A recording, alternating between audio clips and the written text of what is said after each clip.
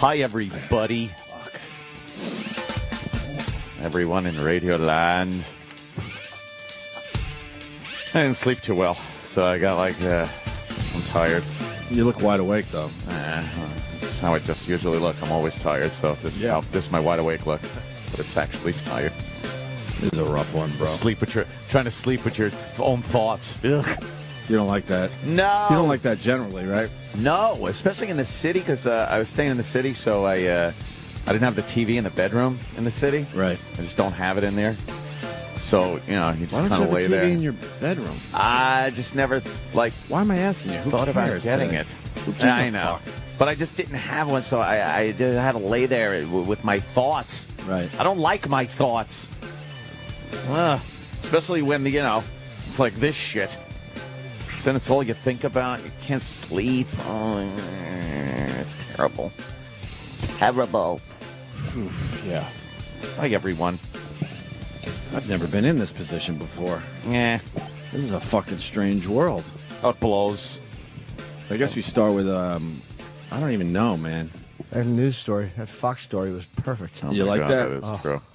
Kevin from Connecticut, in the end, we got to try to laugh. Kevin writes, Patrice looked terrible for 14 years old. Oh, God.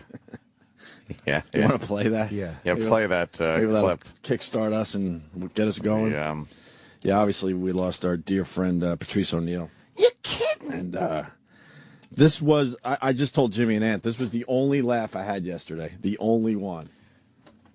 It was just a horrible Because day. again, the news. Because the again. and you know what? Of course. Of course. Just listen very closely to this clip. Yeah. Sad news tonight from the entertainment world. Comedian Patrice O'Neill has died. O'Neill died this morning from complications from a stroke he suffered last month. The Boston native appeared in September's Comedy Central's roast of Charlie Sheen, where his struggle with diabetes was a punchline for many jokes. O'Neill was a well-known presence on talk shows in the stand-up industry and was a frequent guest on the Opie and Anthony radio show. He was 14 years old. That's a hell of a career. 14. What were you doing at 14? You didn't do all that at 14. No. I knew I liked him for a reason. Oh, Uncle Paul. Squeezed a career into 14 short years. I was a caddy at 14. I thought that was impressive. Amazing. He's doing stand-up and roasts, and radio shows, and 14. movies, and 14 years old. Oh, my God. Twitter was a buzz yesterday. Well, I guess we got to back up to, our Patrice had the stroke on, what was it, like October 18th? 26. Oh, I want to say it was 20-something, but I don't remember. Yeah. And we all knew at the time that it was not going to be fucking good, man. And we'd just been all hanging around, just waiting for the inevitable. Yeah, you kind of hope, And then yesterday, Jimmy, I just knew when Jimmy grabbed his phone and ran out of the studio yesterday. But then Jimmy didn't really tell us. Yeah, I figured which you knew. Which is pretty amazing, because you're way better at it than me, because then you told me, and I'm bawling for the first time, and I can't even tell you the last time I fucking cried. And then we did the Gary Oldman interview. You're right, yeah. That was the longest 40 minutes of my life, just sitting here. And it's a big fucking star. It turned out to be a great interview in the end. The reason is, by the way, people asked about it, and they had a legit question, like, why would you not just say it? Because I wanted to make sure that his family, because I got the call from Matt Frost, who's his agent. Right. Mm-hmm. You want to make sure that the family was okay with it, because it's not about getting the news out there. It was about what his family wanted. And he talked to Vaughn, and Vaughn had wanted to tell their daughter, or her Patrice's stepdaughter, herself. Yeah. She didn't want her to hear it and she was in school. Yeah, so she wanted to be blown up on Twitter. So out of respect for what she requested, I knew the story would be out by the time we came on today, but that was the important thing, was that she wanted to get to her daughter first. So that was why we continued with the show, and I didn't say anything to the guy. I finally told Opie, because I knew you knew, and I even think Sam could see it. But I couldn't. I figured after the show, I'll tell you as soon as 10 is on, I'll say it. But at the bathroom, Opie asked me, and I'm not going to lie, and I know I was being obvious. I totally got it. I mean, you rarely run out of the studio with your phone. Every once in a while, you might have a problem with a gig or traveling or someone has to reschedule a test result. But not like yesterday. I didn't want to. But that was why we got some questions about it, and it was a fair question. Like, how could you interview Gary Oldman after that? But that was I was grateful he was in because it was it was almost a distraction, right? Oh yeah. I think if it was just me, you, and Ann at that point, no way. I would have wanted to end the show. Yeah, we probably would have abruptly got the fuck out of here. That would have been. But that was a distraction to have Gary in. So you know. So it is what it is, as a lot of people like to say. Yeah. I you know, I don't even know what to say. I mean, it sucks. You knew it was coming. I knew it was coming. You know, he was not in good shape, and people were asking for updates, but there really wasn't much to tell. No. I knew it was really, really bad. But you know, again, when the family requests something, or you got to do what they, you know, do what anybody wants. They want. So you know, it was just a bad place for him to be, and I was. I didn't want my friend to die, but if the option was that, or to live in a bad way. Oh, I know. To move or whatever happened. Strokes are motherfuckers, man. When you have a stroke in the wrong place, it's terrible. Yeah. Look at Dick Clark. Like, he had it in the right place, quote unquote, to live, and function. But if you have it in the wrong place, you fucking. It's just bad. Especially someone like him. You don't want to, you know. You definitely don't want him that fucked up. You know? That giant fucking mind and loud loud voice to be. You can't have it. You can't have it. Just like that? You can't have it. It's to continue. It's worse. No, silenced, I mean. You just can't be alive and have that not. No. It's terrible. We only saw him once. We went to the hospital the day it happened. We got a call from Bob Kelly. Like we told you, you know, we said we didn't know where the hospital was. We did. The reason we said that was because the family didn't want people, and this was legit. Right. They were afraid that people would, meaning well, would show up at the hospital, because what was happening is I know his blood pressure was going up and down, and they just didn't want people showing up at the hospital. They didn't want people showing up to make amends. Sometimes when someone's in a bad way or very, very sick, people show up to try to say you're sorry or I love you or whatever it is, and they just didn't want any of that, and the doctors didn't want it. Yeah. So that's why we didn't know where he was. But we weren't seeing him. Mm-hmm. We weren't allowed in, and finally we went last week, and we went and saw him, and just, you know, he actually looked oddly, and people say looked bad. He looked okay. I knew he was, you know, at the end, but he was thinner, and he had a beard, which looked better on him than I would have thought. You know what I mean? Like I would have thought Patrice looked horrible in a beard. He actually looked okay in a beard. And it was his mom and his sister, and Vaughn, and then a couple of the guys went through and saw him after that over the next few days. But we didn't talk to him morbidly. It wasn't, you know, goodbye, bro. It was none of that stuff, because I didn't know at that point if he was able to hear or not. And there's nothing worse. Like, you kept all emotions outside the room, because there's nothing worse than when you're laying there and people are losing their shit, bawling over you. Right. It's just terrible. It's like, how fucking bad do I look? You know, it's just you don't want that. Right. So you know, we just saw him for about 10 minutes, and I'm glad I did. I'm glad I saw him. Yeah. But I mean, there was nothing to be done. I told everybody was asking for him, and I don't know if he heard it or not. I hope he did. You just don't fucking know. No. Terrible. Fuck. That's really young, though, man. Geraldo, too. It's like, fucking. I know, right? Mike DiStefano. It's like, all these guys are young. Yeah. DiStefano, I think, was he just under 50? Yeah. He was. Yeah, I think they were all in their 40s, right? Patrice is a rough one, though. This is. Oh, yeah. We've all lost people. I mean, every fucking person listening to our voices, but for some reason, this one is really fucking rough. Yeah, it's kind of a, you know, testament to who he was, that everybody is taking it so hard. The fucking guy is just so full of life. He took over a room. Just fucking took over a room wherever he went. Wherever the fucking guy went. I remember when I first met him at NEW, Jimmy brought him in. I was scared shitless of the guy. He was so intimidating. No, Voss did. I was actually out that day, I believe. Okay. Yeah, I met the first day he came in. Voss brought him in officially? Yes, I believe Rich Voss did the first time. I always thought it was you. No, we had talked about him and stuff, but I think Rich did the first time. And he came through that door, and I'm like, holy fuck, what is this big black guy about? Gonna be trouble. I was fucking intimidated for a long time. Probably the first year Patrice did the show, I was always intimidated. Really? And then you really got to know him and realized that in the end, fucking, he was a softie, man. Yeah. And I mean that as a compliment. He was a softie and had a great heart, an amazing heart. And A lot of people didn't have good first impressions of Patrice. No, I think Bill Burr tweeted that last night, saying it was always fun to watch people meet Patrice for the first time, because he was just that he would just take over, man, physically and just emotionally, and there was no buffer period between like where he would meet you and then start giving you shit. Right. It was just immediate. Right. It really was. He'd call you out in a second. And you knew, it's funny you should say that. You had to have your shit together when he was around. Oh, yeah. Because he would call you out on everything from your dumb shirt to your stupid joke. Yeah. He would call you out on it. Yeah, he was very, a lot of guys, we were joking last night at the Cellar. I said, there's as many comedians happy tonight as there are sad. Guys that he had just really told about themselves.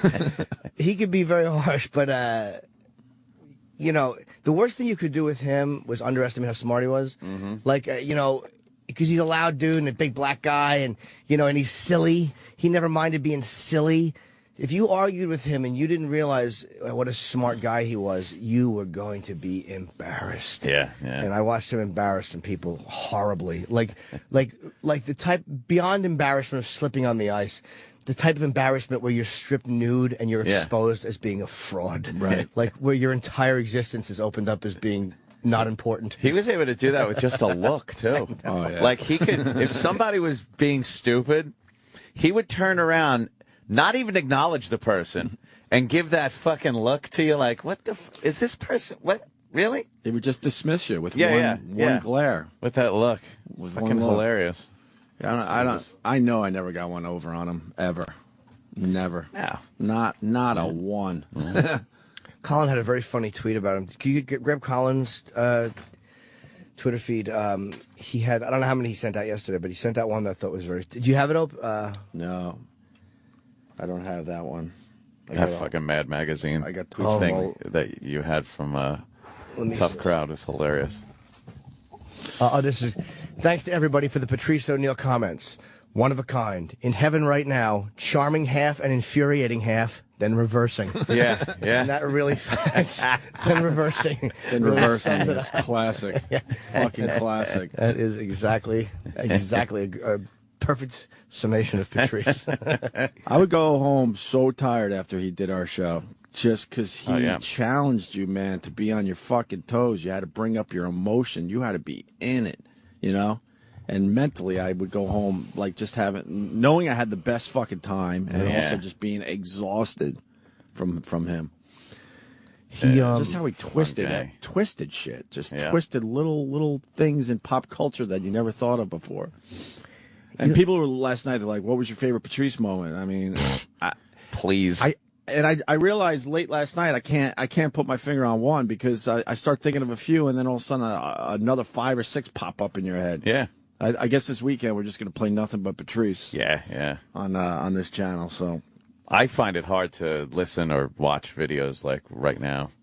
I could read shit, like when people tweet shit and they're like, "Oh, remember this one," and then you kind of play it in your head and hear the voice and everything like that. But to watch videos right now, it's still too, it's a little tough. Too soon. Yeah.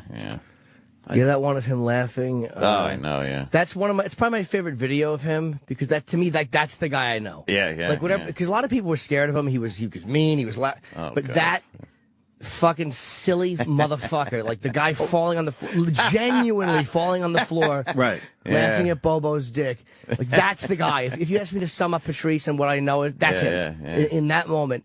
And I had a few moments with him like that in our existence together. In Brazil, laughing at this guy Evan trying to speak Portuguese. we laughed like that. And Will Sylvans, who loved him and was his roommate, when we saw his bunions on his feet. We all came in and his feet had the worst bunions I've ever seen. And we probably laughed like that for 15 minutes. That was one of his qualities. I mean, he was tough, but if he found you funny or something you said funny, man, he would absolutely give it to you, Yeah. He would absolutely make sure that was fucking funny. And that laugh would come out, man. He wasn't afraid of funny people. He wasn't afraid to be around funny people. Funny people never are. Like, he embraced funny people, and he loved being in that environment, and he loved being made fun of, and he loved teasing people. Oh, yeah. More than anything, he loved to tease somebody. Much, yeah, that was his one thing that he really loved doing. And he would say it in that schoolyard vernacular. Yeah. He would say it like, I just love to tease people. He's like, you're 40. He's 14. You're 14, I apologize. Yes, 14. Yes. Rich Voss is on the line. Mr. Voss, how are you, sir? How's it going? Hey, buddy. Well, we're just trying to, I don't know. I don't know what we're trying to do. We're here, though. How are you, buddy? I've had nonstop anxiety. I'm devastated. And it's all because I spelled his name wrong. Yes. Oh, Rich. Only Rich. I guess. Only Rich. I don't know who had it, but Huffington Post had like everyone's tweets. I think it was them, Yeah. and Rich was the only one that spelled it wrong. Spelled his name wrong. But that's honestly, that's perfect, Rich. Yeah. You coming from you, that's perfect. Yeah, he wouldn't have had it any other way. Yes. You know, and I didn't even know this Huffington Post thing. I'm in there at home late last night. I'm looking at it. There's some nice whatever tweets, this and that. And I said to Bonnie, I go, you know, this media, I mean, I'm one of his best friends in the world. And she said, well, they might have put it in if you didn't spell his name wrong, stupid. But, you know, it's hard for me to show emotions. You guys know that. Right. And when I'm, like, you know, when I get the news in the morning, I'm really sad. And, you know, I'm trying to go about my day, and I'm in the parking lot at Dunkin' Donuts writing this, and all of a sudden, like, tears and snot and everything's running down my nose. But then I'm thinking, well, maybe the Giants will bounce back next week. So, I mean, it's really probably the most devastated I've ever felt in my life. I don't know, you know, nothing like this has ever happened, even with anybody in my family. You know, I was never as close to anybody as of now in my life in my family as I was to him.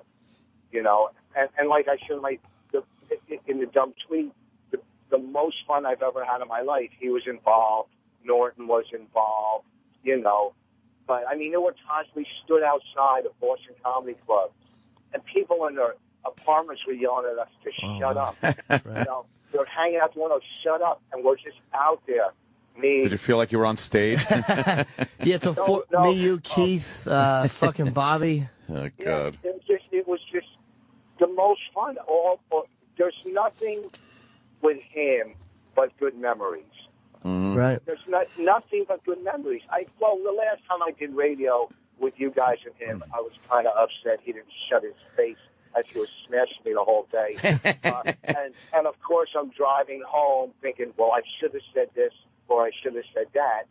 But nothing but good memories, you know, and the most fun in my life as a comic, or because the most fun of my life is from being a comic. Yeah, most fun from being a comic. I got to ask you guys something, because what I've heard a lot in the last month or so is this one really hurts. And you guys are in the world more than us, although we get a taste of it, where you've seen a lot of guys die young. Yeah. But a lot of you guys are saying this one really fucking hurts, and I've said the exact same fucking thing. This one really fucking stings, and I want to know why. One, it came out of nowhere. I had to ask him. Out of nowhere. More for Jimmy, because Two, Jimmy the articulated it, but the last thing you saw it's on a roll. The last thing you saw Patrice do on TV was that roast. Yeah. He completely stole the whole roast. Right. Completely. So, you know, you're at his bar because he's bigger than life. You know, and I said this too. He's what, Rich? I didn't hear. He's bigger what? Bigger than life. Right, yes. When Patrice was around, like when we sit at the cellar, and like last night we were there, we're having a good time. But when Patrice was around, you really had to step up your game. It's like, it wasn't like, hey, you know, because if you even, whatever, it was just like the nucleus of the whole thing. And I hate to put, you know what I'm saying? Yeah, I do. You're not wrong either, man. He was, I mean, it really was. He was too big a focal point, too loud a guy, too big a presence. Yeah.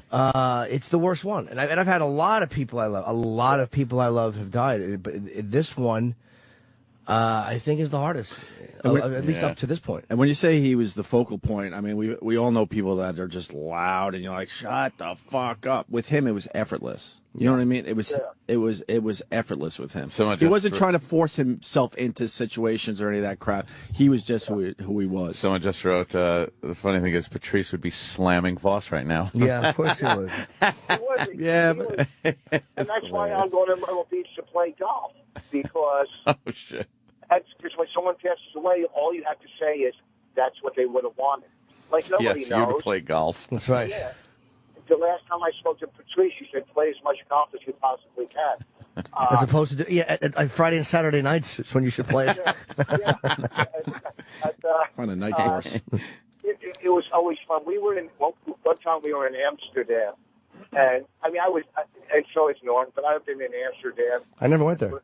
And Patrice, and Brazil with Patrice.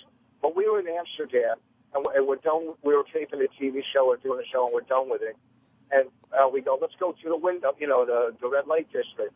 And Lisa Lambanelli's like, can I go? And Patrice laid into her, like, are you out of your mind? Why would we bring you? So now she's in the bathroom crying, and I figured, well, I'll go in to console her so I can just check out the hot girls going into the bathroom, right? So and it was like, there was no way he was letting her come with us to the red light district. Not that we were doing anything, we were just going to go sightseeing. And he never held back. He never held back. Yeah, him and Lisa had a really weird adversarial relationship. Yeah. And he felt bad about it, though. At one point, Patrice went through a thing where he felt really bad about a lot of the, because like most people, you don't sometimes think, and as you get a couple years older, he felt really bad about that. Like, and he apologized to Lisa, and like in Florida, on the Young Ron and Paul show, or Young Paul, I always mix it up. But she was on, and Patrice was supposed to come on, and she didn't want to be in the room when he was there. Like, she was scared of him. Wow. And he's like, what am I doing? Like it just struck him as to how shitty it was that they had that relationship. And he said I think he said he was sorry to her. And they made up, and, I'm glad for him that he did that, and I'm glad for her. Well, a lot of people in the 12-step club will call that making the pants. Yeah, I understand that, but he wasn't, he wasn't sober. He didn't need to be sober. He wasn't an alcoholic. No, not at all. But I mean, it was always fun. And I don't think when he did that in Amsterdam it was personal. It was just that, hey, this is dudes. We're going to go to the red light district. If it would have been any female, he would have done. Yeah.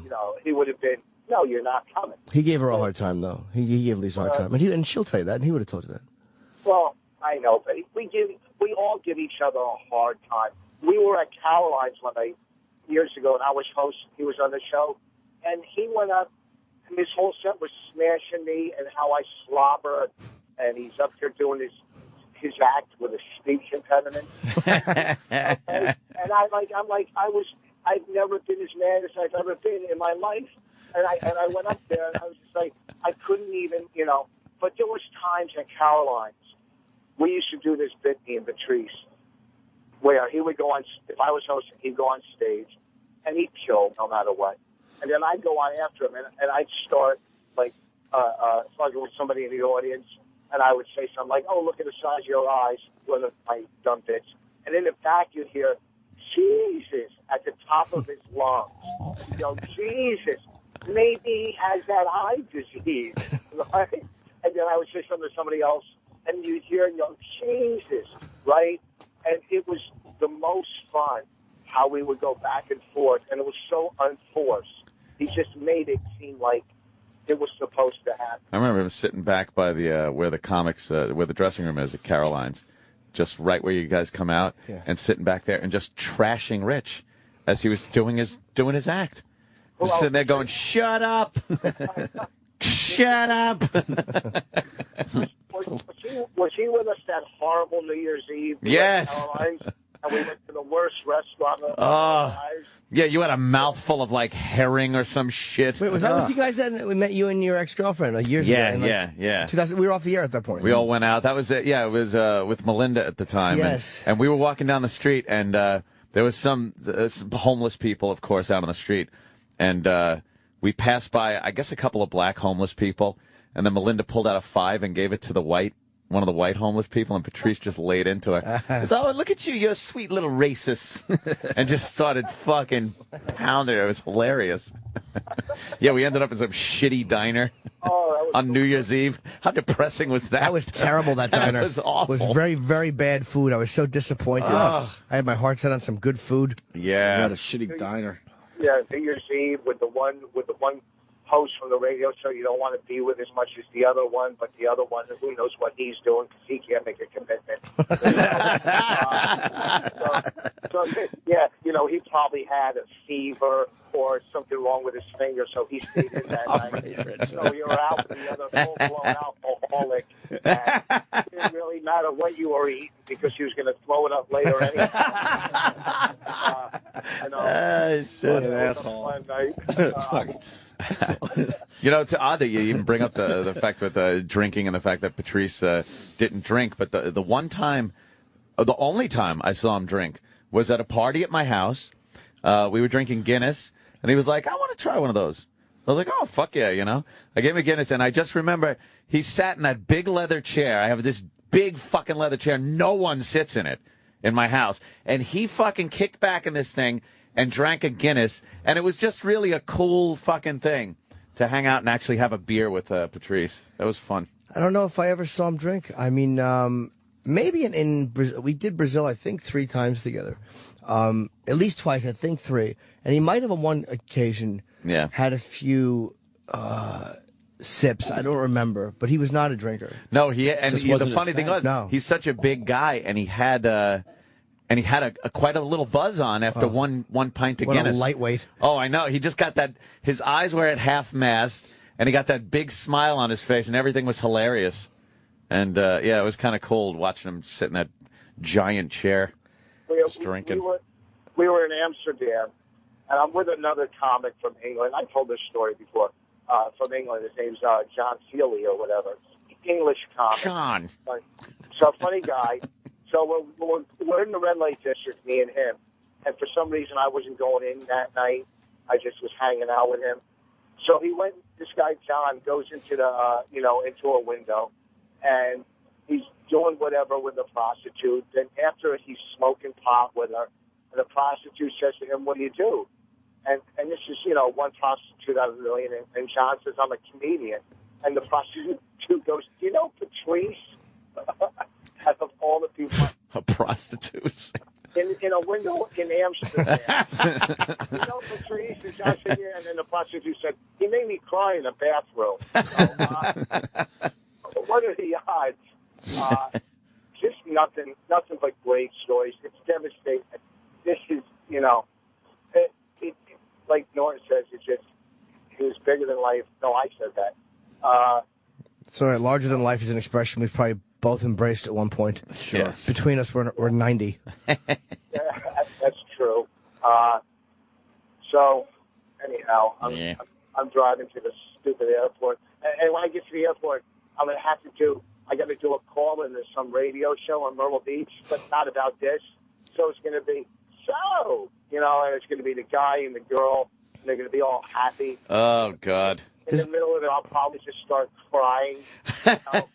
And what's wrong? Well, besides the fact I'm talking to you two, that's what I'll tell them. Well, why not, just go with it. Tell them what's going on. Like, I have to do radio after this. I have to do a phoner to promote a gig. And so what? I can't pretend it's not happening. Yeah, but, yeah. Fuck those little zoo crews, the morning shows. If they can't handle a real moment. Oh, yeah, boy. Fuck them. They don't deserve to. They deserve what they get, which is nothing. Exactly. Well, that's what they get when I call in, anyhow. A little self-deprecating humor. Yes, of course. It's like a number after the World Trade Centers when you guys were in it, and I called in and you started for some reason smash me, and they go, "Oh, we're back." Yeah. Was that how we got back into the jokes? Going after Voss? Probably. I always wondered what the first one was. Yeah, you got back into real jokes. As he said, after the World Trade Centers. Yeah, all of them. There's a lot of them down there. Yeah. The jokes and the riddles and then the wacky games. That's when it all started up again. Did we have wacky games back then? We always have wacky games, don't we? All right, I'll give him that one. Yeah, wacky games. All right, Rich. All right, well, listen, everybody hanging there. Well, that's it. Riddles. People got riddles. Yeah, I guess we got riddles did too. a riddle. We did a riddle segment, Rich. Riddle me this, Batman. Oh, please, whatever you did. Riddles. Riddles. Horns in your hat. Hold you. Riddles. Riddles. What else do you call them? Riddles. When was the last time riddles meant anything to anyone? They're on Dixie cups. Right, yeah. I'll talk to you guys later. Bye. All right, Rich. Thank you, brother. Rich Voss, everyone. Rich Voss, yes. I guess a lot of people coming in to say a few words, huh? Oh, yeah? Yeah, I think Florentine wants to come in. Patrice loved Jim. Ah. I saw Amy last night. I'm not sure who else is coming. I mean, yeah, the Bobby, tweets were really... Bob Kelly. The tweets were really nice.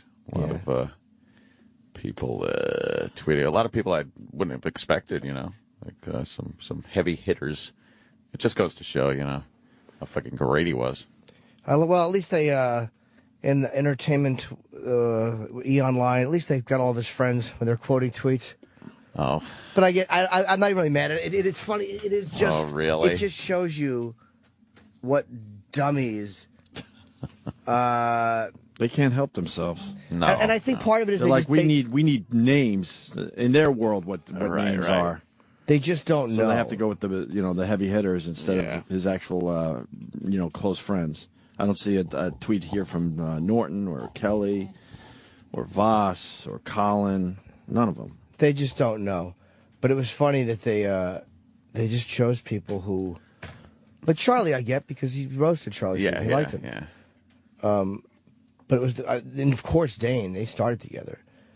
And Sarah's famous, and she liked Patrice. I don't think they knew each other that well, but I could be wrong. I love this one though from Seth Meyers, and again, Seth was just tweeting. He wasn't trying to get on the website. Right. Yeah. Rest in peace, Patrice O'Neal. A day spent watching clips of him online is a day well spent. Spoken like a guy who spent a lot of time with him. But again, I'm not faulting. Right. I'm not faulting Seth because he's just writing a nice thing about a guy you probably didn't know that well or know. Yeah, it's once again just lazy reporting, which we talk about all the time on this show. You could have got some pretty damn emotional tweets about Patrice yesterday. But they decided to go with Seth because I guess he's a big fucking star. What dummies? Gives a fuck. He's a big fucking star. There were some emotions going around yesterday. That one made me laugh friends. though. That one made me laugh because if Patrice just would have said, "Just admit you didn't know me." Yeah, right. Just say it. Right. You didn't care. You didn't know me. You didn't give a fuck. Right. Exactly. That's the weird, twisting, ironic thing of this whole thing is I would love to hear Patrice's take on his death. And the way people are reacting to it, because it would just be stuff like that. Like, you don't know what the fuck that's what it would be. I think if you were able to get through his outer shell, and this is going to sound so hokey, but he would absolutely appreciate this. He would appreciate it. Sure. Oh, yeah, he'd appreciate it, but he would fucking make fun of quite a few things. He was on guard most of the time, but you were able to get in there. He would call out the fraudulent parts of it. Oh, yes. Absolutely. He would appreciate people who love him. He always appreciated people who loved him. I mean, he really did. But the things like that, and I'm not saying Seth's being a phone. He just wrote a nice thing about a guy. Right. It's a nice thing to write if you didn't know somebody. Just saying he was funny. Oh no, I blame the lazy reporting. The lazy reporting, because they could have picked through the tweets and made it and found out who knew him as a person and who knew him as a and just a performer. You don't always need just the big name. Yeah, it's just silly. Obviously, from that tweet, he didn't know him as a person. He knew him as a comic. And as a reporter, you should know that and go, well, all right, that was kind of nice, but this guy obviously has no idea who he really was as a human being. So a day spent watching is a day well spent. Day well spent. Why don't we spending days spending? Yes, that's a day that was spent well. Why don't we play something from Patrice? You got something relatively short, Eric, as we go to break? Yeah, I mean, we could go as long as 10, 15 minutes if you got something. All right, yeah, everything. I cut up Patrice's Elephant in the Room special, and we've got a bunch of cuts here. I'd like to focus. You shouldn't play all of it because Yeah, I'd like to focus on stuff he did on our show. Yeah. It's a good point because Elephant in the Room you want people to buy, so it goes to his family and his stepdaughter. Yeah. Well, we're going to have to figure out a lot of stuff. E-Rock's pirating it. E-Rock's like, look, I'll be, when the wake is held, I'll be selling Elephant on the Room on the corner, bootleg copies. I'll sign it. You know, Jimmy makes a good point. We all know we could get our shit for free these days. We all know. But, this is going for a great cause. Elephant in the Room. Fucking download it. It's going to go to, Patrice's family. Isn't it ironic that E-Rock's trying to find Elephant in the Room? Yeah, I know. He just keeps looking at mirrors going, oh, wrong. Yeah, if you appreciate it or love the guy, just, do the right thing and actually fucking buy it today. Yeah, even if you have a copy, just buy it again. There's medical bills, and there's his stepdaughter, and there's Vaughn, who he wanted to take care of, and his mom. I'd never met his sister, and it was funny. She was nice, man. She was really nice, and she, in the mouth, like, she smiled. She looked, oh shit, really? Like really Patrice. It was chilling. Oh wow! I saw her in the hospital, and I just couldn't believe the mouth. Like you forget how specific somebody's mouth is when they speak and they smile, and just he was like, it's Patrice. Wow, it's very odd to see that in a living person when someone's really sick. People will be coming in, I guess, today, and we'll just talk about Patrice. I mean, yeah. Well, what do you got to play? The fans, by the way, can I say I loved all the tweets and they were all nice, and the emails, and they really are nice. When people say, "Oh, people reaching out is nice," it is. Even though you're hearing from strangers, they know you're grieving, and people were very genuine. Yeah, I only had to block like 3 people, I think. Yeah, I blocked 1 total. I had 1 block. I mean, people fucking they just get it and understand when it's something close to home. You don't fuck with it. Tomorrow, someone, whatever. But you know what I mean? When it's close to you, you just don't fuck with it. That's always been the rule in this world. Yeah, people have been cool. They're crying their eyes out there. I can't tell you how many tweets I read from people just fucking bawling. Yeah. All day yesterday. Yeah, people were very upset. What do you got, E-Rock? All right, I got a short version of Patrice doing "It's Raining Stuff." Is it just a song, or is it the whole? No, the whole thing was too long, but this gets right to the heart of it. So you want to do that? Yeah. All right, and just for the people that are wondering, all weekend long here on the channel, and we're not promoting it we're just letting you know. People hear it. Yeah, letting you know that all weekend long it's going to be nothing but Patrice on this channel. And E-Rock will be playing his CD in its entirety, so you can just record it. Right. And F the family over. Way to go, E-Rock. I tried. All right, here's Patrice O'Neal. How you gonna say no to me? Yo, side pussy. Don't be such a pussy. Go get some side. Patrice, you gotta tell your story. Oh shit! You want me? Dude, that is a funny fucking story, man. That is a really funny fucking story. Listen to what happened to Patrice since the last time we saw him. Yeah, it was like Christmas time. I had driven home, went to go to Boston for a second. So I'm driving back through Connecticut. You drive and you get that scared tired, like that tired that you go, oh my God, I'm getting ready to die. Tired, like you don't have any more confidence in yourself that you can keep yourself awake. You're like, oh damn, it's cold, so all the windows are down. Yeah, Fucking Young Jeezy. Yeah, I'm up, motherfuckers. Blasting, punching your leg, and just that type of tired. Where I went to sleep a couple of times. Oof, so I said, I got to find some. I was getting ready to pull over to the side. Do you start having the logic in your head where you're like, I could close my eyes for 5 seconds? Jeez, man, not when you're driving. No, you've never done that. No, I've sat there. Oh, I've done that. Petrified, just like Patrice is talking. I think I could give it just 2 seconds. No. I sit there with your eyes open, going, "Motherfucker, you gotta stay awake." You never negotiated with yourself? No, I have, but it's said, I think I could do a couple seconds here. No. Because you're so tired that your logic is starting to go? No, my logic goes in a different way, where you're driving, your eyes are open, you're watching the road, and you're going, motherfucker, stay awake, stay awake, stay awake, stay awake. Stay awake. All right. Stay awake. And then like, trees, road, sky. Yeah. And you're just out, and then, what the fuck? I was just telling you to stay awake, asshole. At first you're driving, and your hand is at the bottom, where your hand is pointed up, and you're controlling bottom the of the bottom wheel. of it. Then when you get those scares, you put your left hand out the window, hang out the window, drive with your hand on the top. That's okay. I'm up now. No, I'm that kind of horrified tired, so I gotta stop. I do the Harvey Keitel fucking Reservoir Dogs chant to myself. You gotta stay awake. Come on. I smack myself in the face. Stay awake. Stay awake. You're gonna fucking stay awake. I don't know how, like the truck drivers, they must know tricks to. Yeah, they know tricks, all right. It comes in a bottle. Or it comes in fucking a piece of tinfoil or whatever the fuck. Oh, shit. It's called crystal methadrine. See how corny? I really am a corny motherfucker. Because I'm thinking, boy, those guys, man, how do they do it? Cocaine!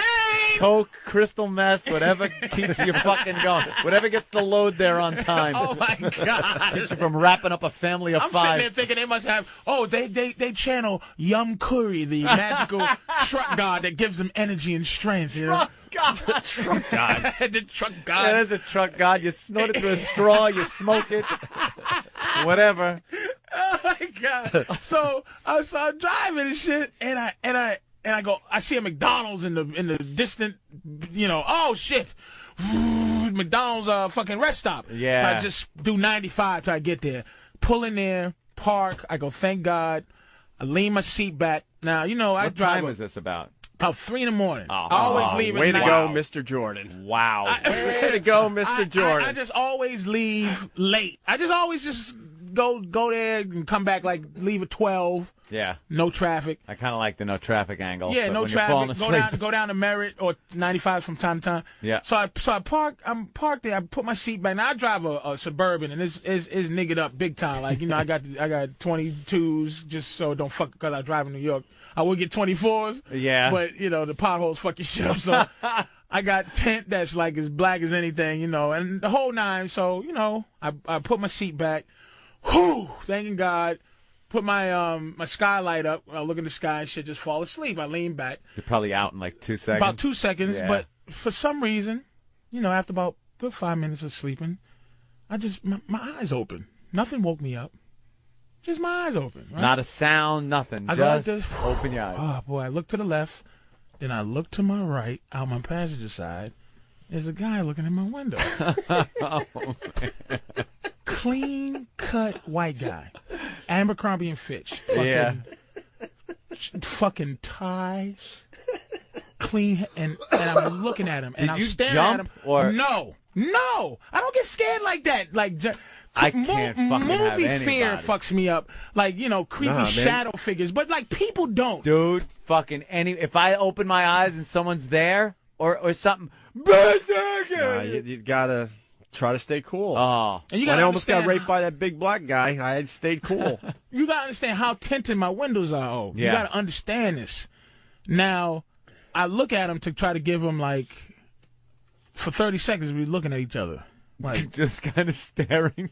So I finally go, okay, this nigga ain't leaving. I turn my key backwards, crack my window about 1 inch. I go, what's up, man? He goes, it's cold out here.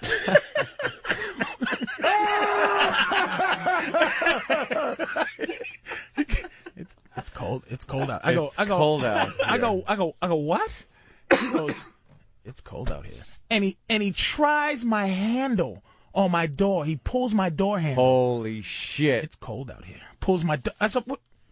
What Well, go the inside. I go, well, go inside. It's coffee in there. Now, I'm sitting there not thinking anything except for this is some crazy motherfucker man. who needs warmth. And I'm going, well, I'm sorry, dude, but, you're not going to warm up in my fucking car, He thought you were a gangster fan. And so he walks away.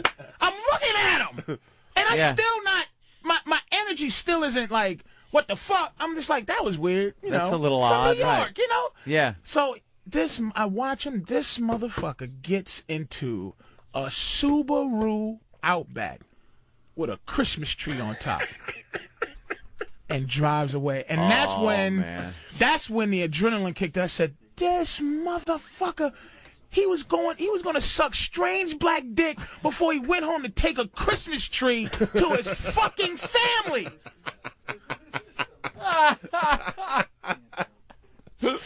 It gave me, it was like drinking 14 cups of coffee and a Red Oh, Bull. you were awake. Once I said, this guy was a fag? I didn't know. I thought he was just a creepy cold guy.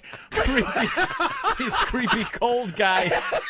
A little cold. I felt so bad for women that this guy, it was almost like I let something evil escape. Like I wanted to follow him and just go warn to his everybody, lair and go, this guy is ma'am, your husband is trying to suck strange gangster cock, and it was just like Gangsta Fag song. It was a well-dressed fucking businessman type sucking dick at a Connecticut rest stop. White dude.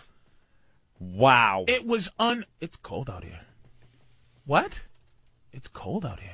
That's something that you say. And pulls my handle like on my door. You felt like you let something evil escape it like that. It felt like I let him, like I said, I should have, like for the duty of the world, like just chase this guy. Because you think the family he's bringing that fucking Christmas tree home has God, any clue that their husband is sucking rest stop dick and has a rest stop code? Like I'm going, if I was a fag, is that the code? It's cold out here. Oh.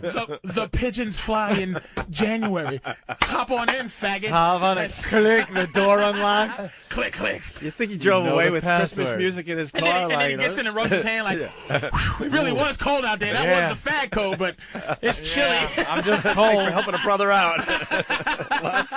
That's what got me was the Subaru Outback, and I just covered my With the mouth Christmas tree. like I let evil go. I let it go. I should have followed him. Dude. Honey, I'm home with the tree. With the Get the fucking kids. Tree, and with the dude. I shouldn't even care about shit like that. You know what I'm saying? It's just it seems so evil. Man. Yeah. So fucking evil. Wow. Wow. It's cold out here. It's cold out here. Well, anyone asked that? Way to read the signs, though, you dummy. I'm a fag for being so stupid. You told him to go into the McDonald's. Like, that wouldn't be your first thought if you were really get cold. my dick sucked in McDonald's? Wait a minute. Yes. But John, listen. Thank you, Patrice. I was really stupid. I wasn't sure if I should go into this really warm building in your car, and now that you're telling me, of course I should go in the building. I deserve the pounding you're about to give me, but it's like none of my reaction was, you fucking faggot. It was, it's cold out here. Huh? Oh, well. And my mind was trying to think of a way, and this is what I was thinking. Not get out of here, fag. It was, hey, I can't let you warm up in my car. Yeah. I mean, God bless you, you're cold, and it's a cold day, but go inside. I'm surprised you didn't tell the guy. Spirit. What, did they lose their heat in there? You need some money for coffee? Yeah, you dummy. Wow. Let's go to Paul the trucker. Hey, Paul, what's up? It's what? Hold on, Paul. Sorry. Yeah, fuck the McDonald's or anything. He had his own car. No, I didn't warm see in his car. No, you gotta Holy understand. shit, even better, Patrice. Yeah. I didn't. Wait, I woke up to So see you him. didn't know he had the car I until didn't later. even see this motherfucker. I woke up to see him at my passenger side with his face in my shit. But that even confirms it more because let's say he was a fucking drunk and he got thrown out of McDonald's, and that's why he was cold. Like, you could even rationalize that until he gets in his own car that fucking, like, has heat.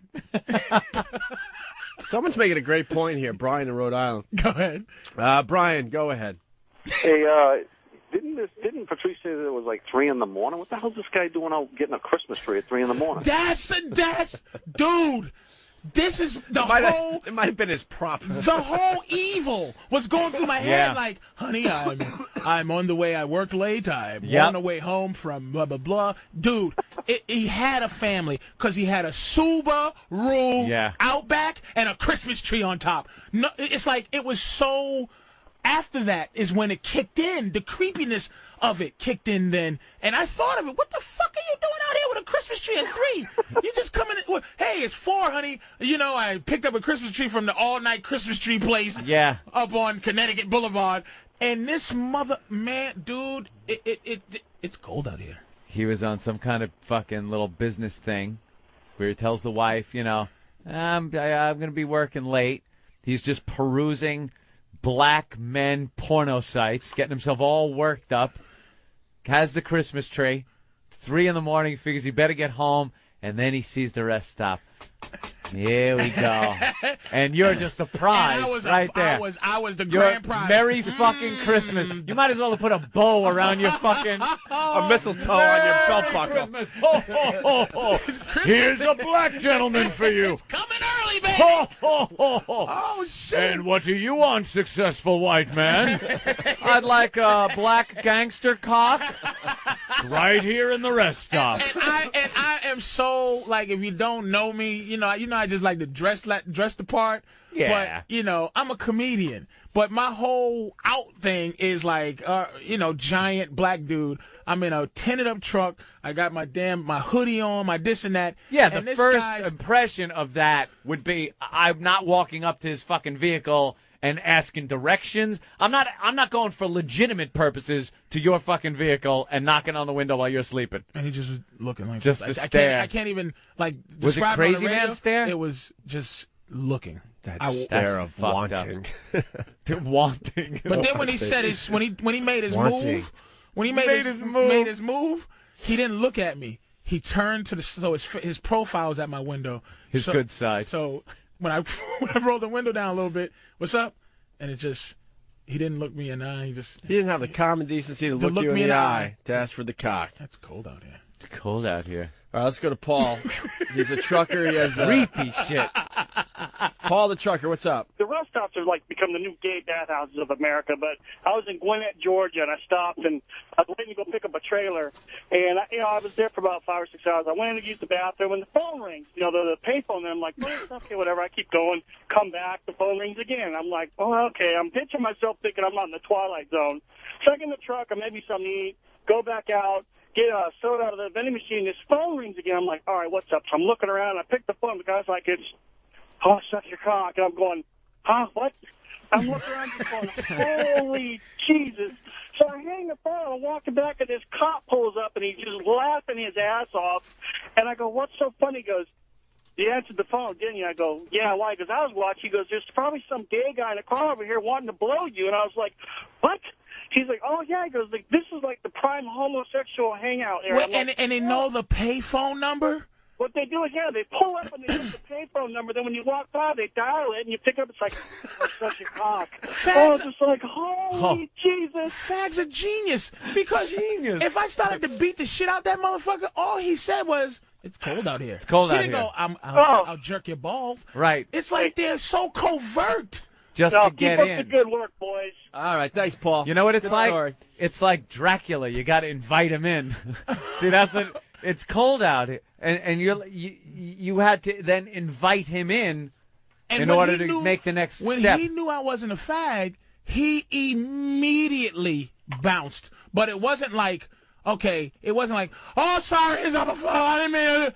He left like, you ever see that thing in the Godfather where they say, listen, you don't run, you don't walk. Don't look no one in the eye, but you don't look away either. Don't look away either. That's how he left. He just goes, oh, all right, and walked calmly away, like almost like he knew I would be in shock if I wasn't a right. fag. Don't give you any time to really think about it. Just leave the situation. This is the Opie and Anthony Show. All right, we're back live. Yes.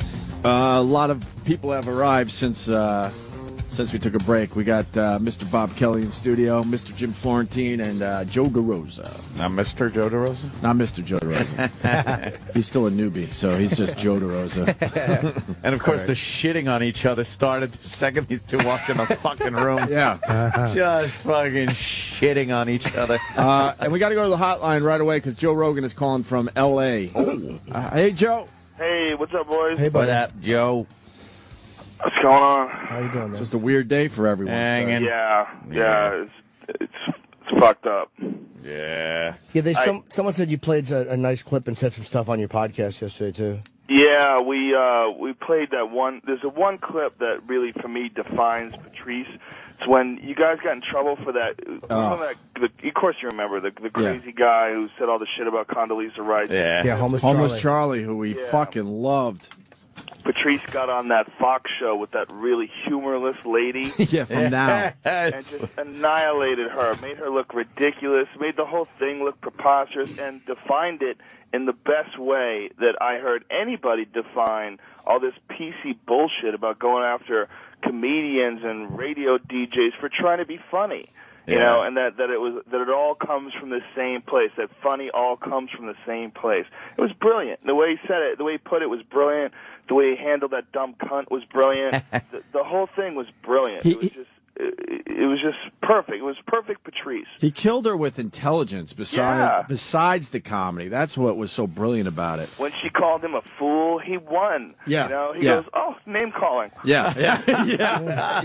He's like, "Oh, I'm offended." It was so perfect, you know. He killed it with intelligence and charm, and just by being a comic and saying, I'm here speaking for funny, you know. And then when she was like, she tried to like go over his act and paraphrase his act, and he's like, no, that's not what I said. And then he goes and does the whole angry pirate thing. Oh shit, that was hilarious. I said you ejaculate her eye and then you kick her in the shin.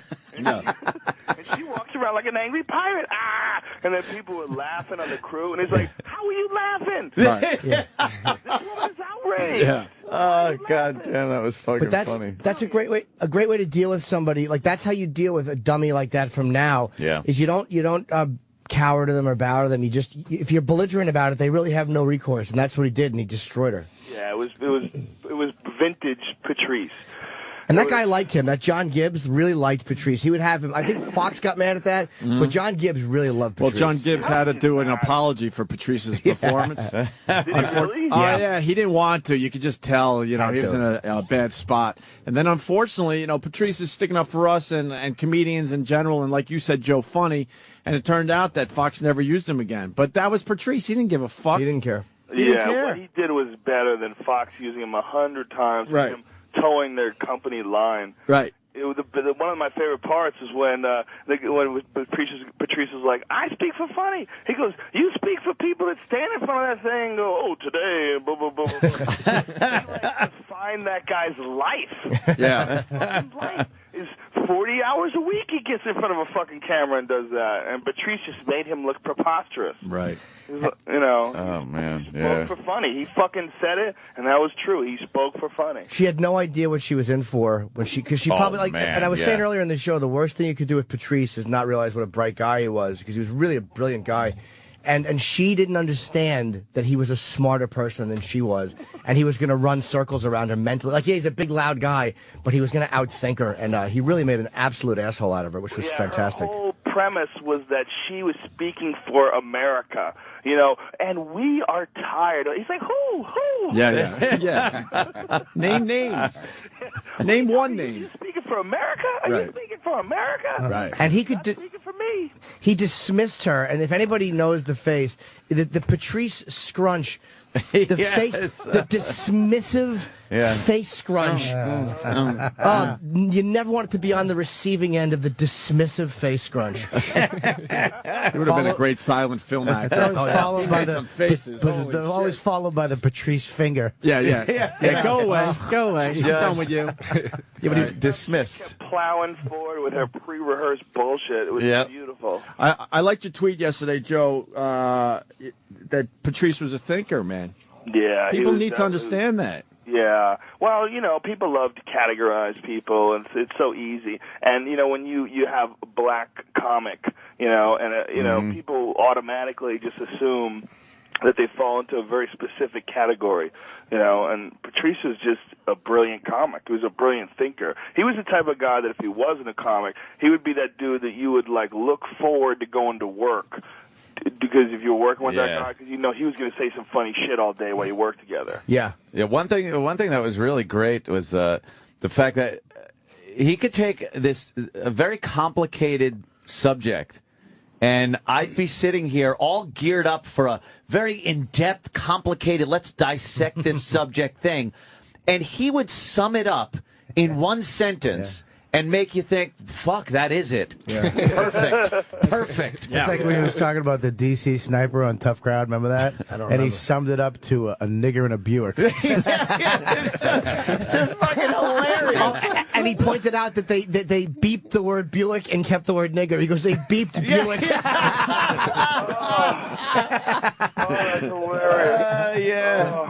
He would have these theories, and he would really agree at like penning you into a corner and making his. No matter how wrong he was, I'm telling you, white women don't understand cooking, and then he would just for 15 minutes convince you. God damn it, he's right. White women stink in the kitchen. He almost got me and my wife to do a threesome with him.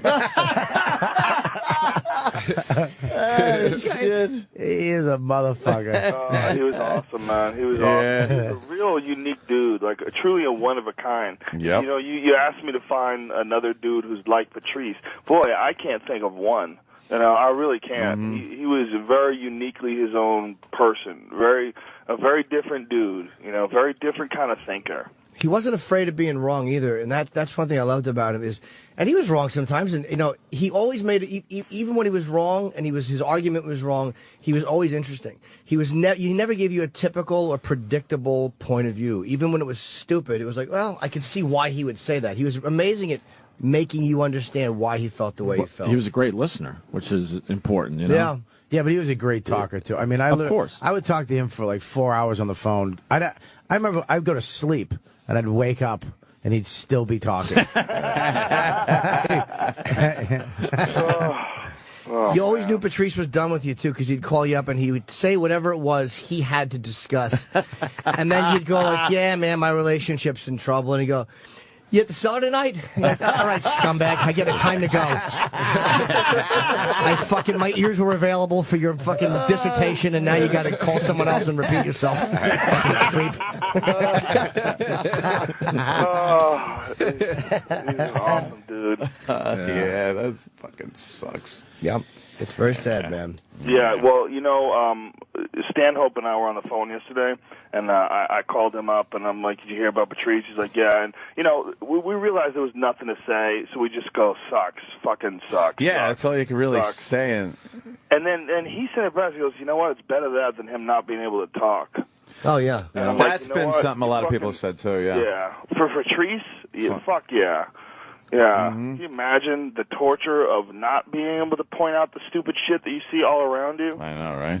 And not even the talking, too. It's like to not be able to, like, communicate. Like, if you can't, like, even to little things like nodding or gesturing where you can at least let people know what you want. And anything that happens, people would know is because you want it to happen. That would kill him, too. If he could just nod and we had to just fucking Voss yapping to him at a coffee shop. That Bonnie was you'd see him just crack his own neck. Yeah. Just fucking throw his head on the pavement.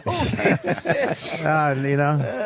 When you think about trying to replicate him, you know, when you think about trying to replace him, that's when you realize how special that dude was. Like, imagine someone trying to take that. Nah, impossible. He never, even when I met him in Boston, you know, I met him, me and Billy and Dane. 20 years ago, right, Bobby? Yeah, I met him in a remember the BCN comedy riot, Joe? Oh, yeah, yeah. We were all in it together, and he showed up, and he's just, you know, it's Boston, but he was this big black dude. There was never a race around him, though. No. He'd hang out with Patrice. I used to drive him to his house in Roxbury, and it was never like, oh, my God, I'm driving a black dude back to the project. It was just driving Patrice home. He was always just Patrice. He was never, you know, not let's say that like he didn't, you know, bring up black sub or he wasn't black, but it was never like, you know, I'm black, you're white. It was just fucking Patrice all the time. Yep. Yeah, he didn't fall into that easy box. There's an easy box to fall into when you're a black comic. You know, you start doing black comedy. You know, a lot of black comics will tell you too, like that they get pressured to do a certain type of comedy to fit in on Chocolate Monday or Fat Tuesday or whatever those all black shows are. You know, he never did that. It was just Patrice. You're right. No, the crowd was always diverse every time you saw him. I remember though we talking on the phone. You could talk about shit, and it wasn't like a fucking. You know, you talk to comics. It's like that's a bit. You should do that. And it's like shut the fuck up. If you ever did that with him, he'd be like, motherfucker. I'm trying to talk to you. Yeah. we were talking one day. How do you tell if Japanese people are gay? He was like, you'd have to go, dude. You like pussy? Hey. you like sucking dick? Hi. You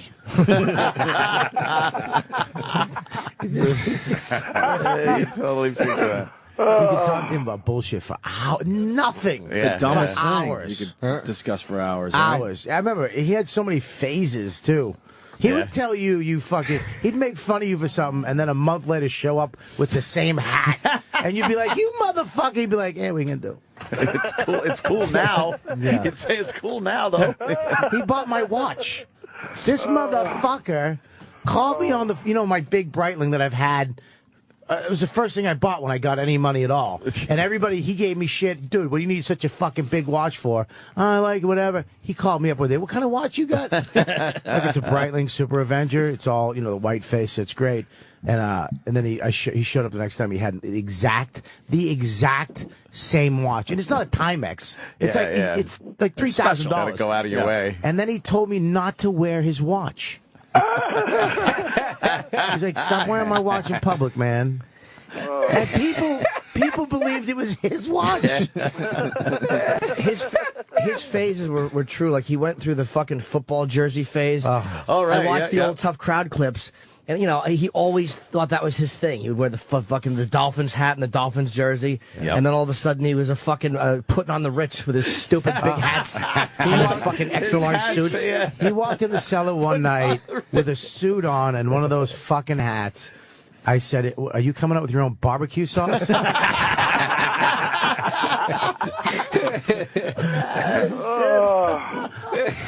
He never really caught a full pounding, though. I've gotten full poundings. Yes. I've gotten to the point where I've thrown clothes out. Like, I went home and talked to my wife, and she was like, "It's all right. Maybe you should find new friends." His laugh would diffuse all that though, when you're trying to get at him, and then he would just kill the whole mood with one big over-the-top laugh. You're like, fuck. And he was so loud. Right. Yeah, I remember the first time I met him. I'm at the Comedy Cellar, and I do a set, and I guess he's following me, so he's in the hallway, and I walk out, and he's just shaking his head. He's like, "You drove in for Jersey for that?"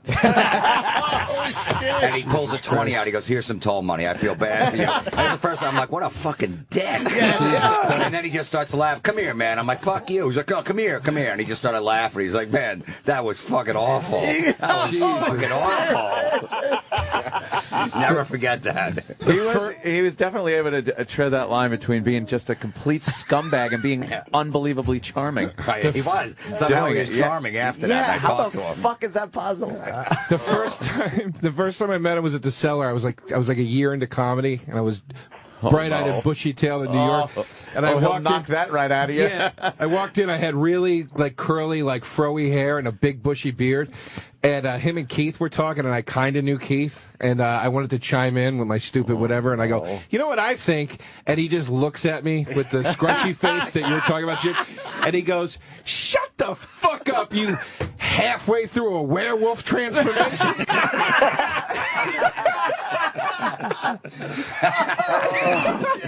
Oh, that's brutal. I didn't speak for 6 months in the Cellar after that. No, you shouldn't have. That's fucking hilarious. Oh, goddamn. His take on things was always so different. It was always so whoa, okay, and there's that too. Yeah. Pull it out of nowhere. Things you just wouldn't fucking think of. Yeah. Right. He's one of the funniest guys on the ever. I mean, I watch. You can watch all the greats, Chris Rock, all those fucking guys. I think he's funnier and up there with all of them. Especially in person. It's just the industry. If the industry gave him a pass, if somebody said you. Because he didn't want to do it on anybody else's terms. He didn't want to fucking play ball and feel like shit because he fucking played ball with people that he regularly wouldn't like, and that he was funnier than, and he knew funny, and they didn't. If they gave him just a shit, he would be the biggest thing of all time. That's why I said he only deals with mid-level Jews. Talking about the mid-level Jews, he can handle them. Well, I'll tell you, his last Comedy Central special was pretty fucking good, man. It was it was great. It was a real, true representation of what he's capable of doing. And so so oftentimes, we know a lot of guys who never really get that one special that sort of kind of defines their act, but he nailed it. He nailed it in that Comedy Central special. Yeah, that was a good one. He was a good and stop if I know you guys are passing that around, but go fucking buy it. Yeah, don't just watch the whole fucking thing. No, we were saying that before. Just like because the money's going to go toward his family. Yeah, go buy it and spend the money and have it and own it and fucking support Patrice's family. Are you guys going to do any benefit shows or anything? No, we're never going to do that. No way, not for free. Not for free. I'm kidding. If they give out like cool iPads, I'll do it. I got a check for $250 waiting. Yeah, I'm sure we'll wind up doing something. Sure. Yeah, fuck yeah. Yeah, we're gonna do something. This is just so new. We'll figure it all out. I forgot what I was gonna say. No. I got a question. Did you guys ever see him bummed out ever? All the time. Sure. I saw him. Really? I remember in L.A. He actually taught me. Patrice was. What do you mean all the time? Well, because we talked all the time. We're always fucking with comics, you know. These comics are always miserable. He should have been. He shouldn't have. He told me. He said, "Dude, I should be more famous than I am. I shouldn't be friends with you." He's like,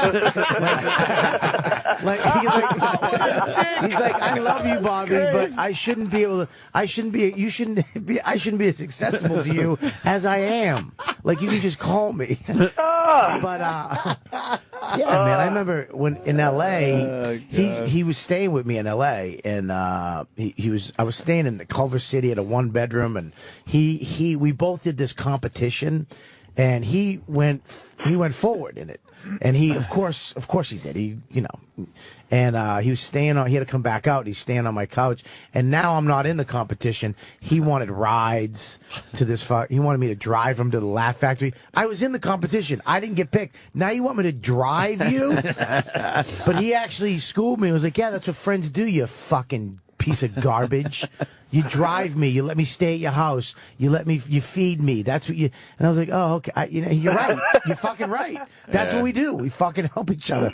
And I remember he came home after doing it, and he did well. And he just was like, he didn't know if he got it, and he didn't think he did because something happened. It wasn't a perfect set. And I remember he was so fucked up, like, just give me a fucking break. Like, and this was years ago. Yeah. And it just give me one fucking break. I can't. They wanted him to cut something out of his act, and if he did it, he would compromise his set and what he thought was funny. Okay, yeah. And if he didn't, it would be good for to go on in the competition. And he didn't. He didn't. He did. And they fucking let him do his thing, and he got in, and he got the Showtime special. So, I mean, that's one of those defining moments where you cut it, and I'll cut it. Go ahead. I just want to be liked and fucking on TV. Right. Most guys would do that. Most guys would go, whatever you want, whatever you're going to do. He would take, that's why people didn't understand him. He would take that moment and go, if I do this, I know it's not a big deal, but if I do this, I'm changing who I am, I think I am.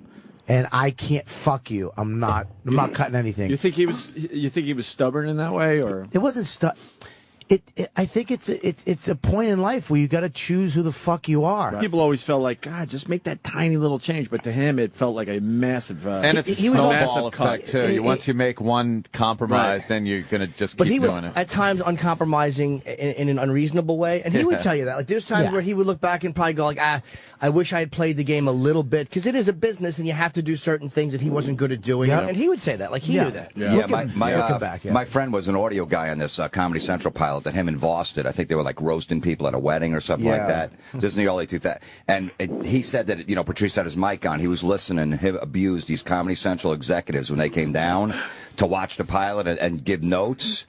He goes, I never heard of fucking bashing before in my life. He told me that pilot never got picked up. He's like, I respect that guy, man, because he just told him that shit ain't funny. I ain't fucking doing it.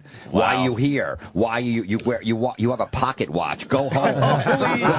Jesus Christ. Yeah, some big guys there too, and the pilot never got picked up. It's like, I respect that motherfucker. It's like web junks. I mean, that's the Tosh 2.0 that he's getting millions of dollars for. Right. That's what it is. Yep. And he was like, he got into a problem with them, and he was like, no, fuck you. And I would have fucking, whatever you want, sir. Everybody in this room would have fucking bent over and took it in the ass. Most people we know certainly would have made the changes, but that wasn't Patrice. No. He had such a like a firm understanding too with the realities of that, which he would always say like, look, man, if you want to walk that righteous road, you got to take the lumps. Like you got to be ready to lose money. And whatever. And he would talk about, like, if somebody at a club, when he was coming up, would say, Patrice, don't do that bit where you say cunt or whatever.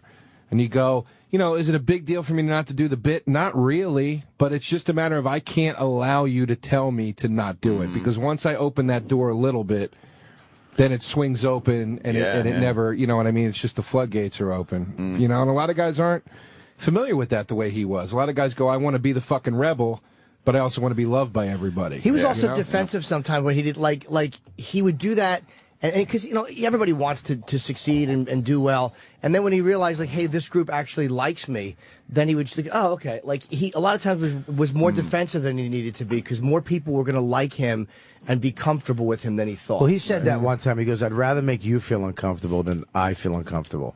Then you make me feel uncomfortable. Like people come into the room, the execs and the big powerful people, and you'd feel fucked up. He says, I'd rather just immediately make him feel like a piece of shit than me sitting there feeling like a piece of shit. Which may be wrong, may hurt him, I don't know, but it fucking makes sense. I mean, it was hilarious to watch when some important fucking douche would walk in the room. He goes, look at you. Fucking short. Is that a wig? We had such a fight when we were fucking taping the Colin Quinn show on NBC. It was there was 3 episodes, and I was in 2 of them with Patrice. And we would do our act. It was Monday nights at 9:30 on NBC on the SNL stage, and it was live. So Colin would do an opening monologue and opening bits, and then he did something called Town Hall, which was like Nick DiPaolo and a couple of us, Keith, myself, Geraldo was in, I think, a couple of them, and Patrice, and we would just do a bit of our act. It was like the original Tough Crab. We were actually doing pieces of our act for a couple of minutes each into live TV. And I remember I had to go over things with standards and practices, and I was trying to get something through. And fucking, he was standing there just shit-talking me and the woman. And I'm like, well, look, why can't I say this? It's about race. And she's like, well, you can't do that. And he's just like, what are you doing? And I'm like, shut the fuck up, would you? This is live television, you asshole. Oh, we had such a fucking fight. And he was wrong. That one he was wrong about. Because he was like just being him. And I'm like, dude, this is standards and practices on NBC. I'm doing fucking live TV. Because when he was nervous, he was... fucking just venting. Do you remember the fight we got in Brazil? I mean, were you there in Brazil? We had a rule in Brazil: if you got a lady of the evening, you put her in a car behind you because they're a bunch of fucking criminals. You know what I mean? They'll you don't want drop them stuff, throwing drugs and blaming you. And there's roadblocks everywhere, especially on the weekends. The cops just set up a roadblock. They look in, see a tourist with one of the girls, and they pat you down. Then you got to pay them off. We had this rule, but Patrice was Patrice. The fucking mayor of Brazil, fucking Rio de... After one day. Well, he spoke fucking 2 Portuguese words, and it sounded like he spoke fluent Portuguese. Because he would slow it down. He'd go, tudo bem, obrigado. What the fuck? Shut the fuck. Yeah, he really thought he was a man about town. It's like, they want your money, asshole. You guys were doing gigs in Brazil? No. Jokes. Fucking hookers. We're banging $30 whores. Yeah. Yeah, that was 3 to 1 back then, too. Dude, right? we would take fucking 100 milligram Viagras and go to the whorehouse and just not come until like the 3rd or 4th girl, because once you blew the load, you were done. And I remember me and him standing there in our robes upstairs in fucking whatever that thermos was. Monte Carlo. And I had a fucking 100 milligram Viagra hard-on poking out the front of my fucking robe. And you couldn't see my dick, but you could see the tent. And me and him were just standing there, and we're both just looking at the tent in my robe, and we're howling at exactly where we are and what we're doing. We're like in a third world country taking dick pills and fucking prostitutes for 20 American dollars. Holy shit. You flew in for that? Oh, my God, yes. You didn't hear about the Brazil years? Oh, yeah. Joe, that was like a 2-3 year period with these guys. Joe, more than once. Yeah. Yeah, How many years was it? It was about a 3-year period. No, it was when we were off the air. I never went once we came back on because I felt like I had too much to lose and things could go wrong so quickly there. I think we did 3 trips. Once I stayed in the Sheraton and twice the Rio Othon. The Othon. Yeah, but Patrice, man, and Brazil, oh, God, was he funny. I remember the last day we ran around and just took pictures of everything for our families. Like, we spent... like you were really there I had changes of clothes. I was like, let me put the shirt on. I'll put the fucking Christo, the Jesus statue. But that's hilarious. We would, I remember we got in the fucking car. We're in the car. Yeah. He puts one of these cars are small. The cabs are real small. Right? They're just these small little shit cars. Yeah. He gets in the front. You can imagine how big he is. Then he throws his girl in the back with me. With me. And the rule is no whores in the same car. And I'm going, Patrice, don't put the girl. Put her in the car. She doesn't want to go in the car by herself. She wants to go with Patrice. Right? He goes, get in the car. And I'm like, Patrice, get her out of the car. And get out. And we're driving. Just go. And all of a sudden he goes, shut the fuck up, Bobby. And very rarely hear Patrice snap for real. Yeah. And I'm like, you shut the fuck up. Then we look and there's a roadblock, just cops. And I'm like, great. Oh, fuck. And they pull us over and he's nervous now. Everybody's shitting their pants. They got fucking machine guns, but their finger is on the trigger, which is, you're not supposed to have your finger on the trigger. So they take us out, and Patrice is, everybody's fucking, I'm in like, you fucking cocksucker. Brazilian prison.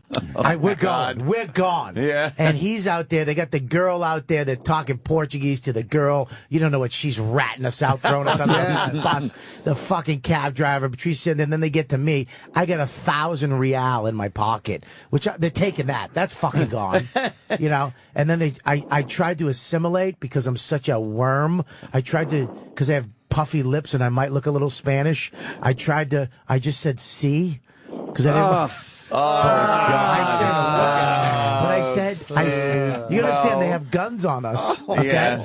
The guy's patting me down. He touches every pocket. I'm like, see. I said C around 87 times. All of a sudden, on the 50th C, you hear Patrice go. He starts losing it. Oh, shit. You get back in the car, he goes, you fucking idiot. He's like, if you said C one more time. Oh, shit. He is a funny motherfucker, man. Some foreigner being frisked by the NYPD just standing there going, yes. What an idiot he'd look like. That was you, Bobby. I was scared. Fucking hilarious. You know, Patrice would talk his way out of jail. Yeah. You guys would actually do a fundraiser to fucking get a lawyer to get him out. You'd leave me there. We're working on it, Kelly. You'd love it. That was a fucking gay joke. Man. Yeah. Well, this sucks. Yep. Yeah, it fucking blows me. I'm going to miss him a lot. Yeah, everybody is, definitely. Well, Mr. Rogan, anything else, sir? Oh, nothing, man. You know, what can I say? And this, it's a unique friendship that comics have with each other. You know, there's very few people like us. You know, the only people that are like us are you guys, who are radio DJs. You're essentially the same thing. You're just doing it on the radio instead of doing it at a comedy club. Yeah. You know, needy creeps. That's all we needy, all are. Damaged creeps. Oh, damaged, needy fucking messes, disasters. Right. We are the best and worst of humans. Yeah. We are the. You only get us. You only get us if you fuck us up when we're young. Yeah. That's true. You have shitty parents and shitty situations growing up. You know, the beautiful thing is it creates, MMA fighters, stand-up comics, musicians, anybody who's like, really fucking determined to express themselves. Trying to hide all this shit inside a rolling paper outer crust. It's just fucking barely there. When they stopped Sandusky when he was fucking that kid, like, what are you doing? He's like, I'm making a comic. Like, That kid's going to be brilliant in another 10 years. Shit. Yeah, Joe, well said, brother. Well said. Yeah. Well, there's nothing we can say that's gonna make this good. It's just he was awesome. He was awesome when he was alive, and I'm just happy I got to know him. I wish I knew him more. I wish I was around him more. I'd already left Boston, but when he was coming up, and I already left New York when he was there. I was already in L.A. But when I did get to hang out with him, it was awesome. It's weird. It's funny. It's like I'm grateful. I said to somebody like, I had a very complete friendship with him. Like, there's nothing that I say, like, I wish I had said this. Right. I wish I had expressed that. Like, we traveled together. We did You said gigs that to together. me. Oh, was it to you? Yeah, Okay. apparently we don't have that, but go ahead. No, I'm right here, Jim. I'm right here. I remember it. You should. You told me that last week, too. Oh, okay. I didn't remember. Fucking shit friend he is. Why? It's my. I don't know who I said it to, but I had a complete Oh, friendship sorry, Bob. with fuck you. I didn't remember. You were just a big pair of fat ears I was saying it to. Sorry. I guess I should write down in a notebook, said to Bob. All right, so listen. I was talking to this fat fuck that I know, and I say, "Oh, sorry, Bob." But it's like you look back on it, I'm like, I'm really happy that I was friends with him, and I'm really like happy that we did that shit together. And it's like, I don't look back and go, fuck, I wish I had said that, man. Like, you look back with regret, and there was none. Yeah. There's not one thing that when he was in the hospital, I'm like, I have to say this to him, or I have to get this point, because he knew. I mean, I knew how much he liked me, and he knew how I felt about him. It was and complete. It was a real What you had complete was relationship. He was fucking That's all you great, could ask man. for. He was fucking call you up for his barbecue and be like, yo, man. He actually called you and thanked you for coming to the barbecue. Yeah. Which is like, dude, for all the shit that people say about him, like he's this and he's that and he's this big motherfucker and he makes fun of people and he's mean to people, he wasn't. He was funny all the time. All the time. And funny, that's what funny is fucking making fun of people and being as honest as you possibly can. But he was also one of the nicest guys I know. He would call you up and go, yo, man, I just want to call you up and thank you for coming by, man. I appreciate you coming by to my barbecue. It's like, what? He fucking cooked at my barbecue for hours for a bunch of people he didn't know most of them, and just cooked there because he just enjoyed doing it. And then when he was done, I'm such a racist. You had him do that. I just like, get to work. Get to work. Did you make him wear a pancake hat? Yeah. Fucking Aryan cocksucker. Yeah, he can come if he cooks. Yeah, he's going to cook because I won't have Only way I'll let you in my house. way to spin it today. The only thing he asked for when he was done is like, Kool-Aid? I just want me and my chick to go in and, Kool-Aid and Cheetos. He goes, I just want me and my chick to be able to watch a movie in the theater. Really? And I went downstairs and there were like 5 kids in the theater watching some shit. Yeah, Uncle Paul. And I just walked in there and I was like, I shut the movie off. I was like, all right, Ollie is out. Out. And Patrice is like, oh, you're not going to tell. I'm like, no, I'm doing that. Get out of here. Jesus, Joe, is that your fucking sinuses? What's that noise? Joe. Joe, me? Yeah, you. No, I'm not saying anything. I'm just sitting here. No, you can hear you breathing at your fucking nose into the microphone. His phone needs a windscreen. It sounds like you're trying to blow yourself in a tub. I can't hear anything. My nose? No, it's just like that's what a man breathes like. Yeah. He We're not really used is to a that. man. Probably heard that on the back of his neck. Yeah, exactly. Is it weird? Is it weird to hear that breathing without "Don't tell your mother"?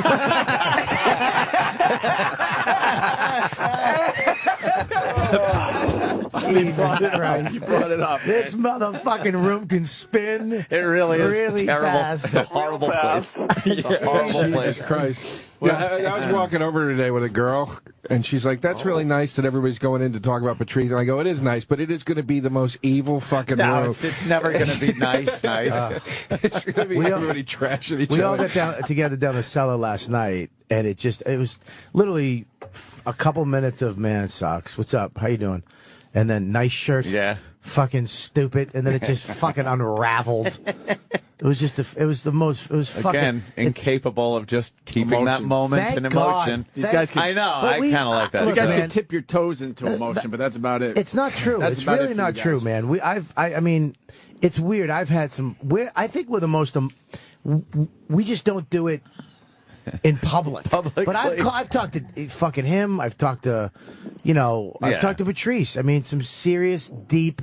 I think we're fucking crazy. That's one of the things that fucks us is that we're was so emotional. We have such fucking light skin. It's like fucking the crust of a fucking tapioca pudding. It's just fucking mushy douchebags we are. He's trying to make a thin-skinned analogy. Always brings it back to food, doesn't Yeah, it? he really does. It's like the crust of a delicious tapioca with a little brown sugar on it. Cinnamon. I like cinnamon. Speaking of which, can you guys send an order out right now? I'm starving over here. You know, Yeah, we can get some food for there's everyone. nobody in this room in shape except for Anthony. No, well, Florentine's in shape. Look at Let me Florentine's see. body. Look at Jimmy. Florentine's Jim looks arms. good. Let me see. It's all right. No, take your shirt off, Jim. No, but I wanted to say about Patrice. I mean, you know, he did have a serious side. Like my ex-girlfriend passed away, and he was close to her. He loved her. He's like, she was my favorite. And he called me like 3 days a week for like the first month. Oh, wow. And I was afraid to pick up the phone the first time because I really thought he was just going to tear into me. Oh, You shit. ain't over that shit yet? Ain't you fucking a bitches? But he would just call and we'd talk and talk like that. So, you know, he did show a human side. And then about 3 months later, he's like, you ain't over this shit yet? Get the fuck out there. I'm going to tell you what a fucking piece of shit he could be, too. I'm going to tell you a story right now that I've never told anybody. I got a couple more. I got like 4 more piece of shit stories. And I love this. I loved him so much, and I understood him so well that I let this go.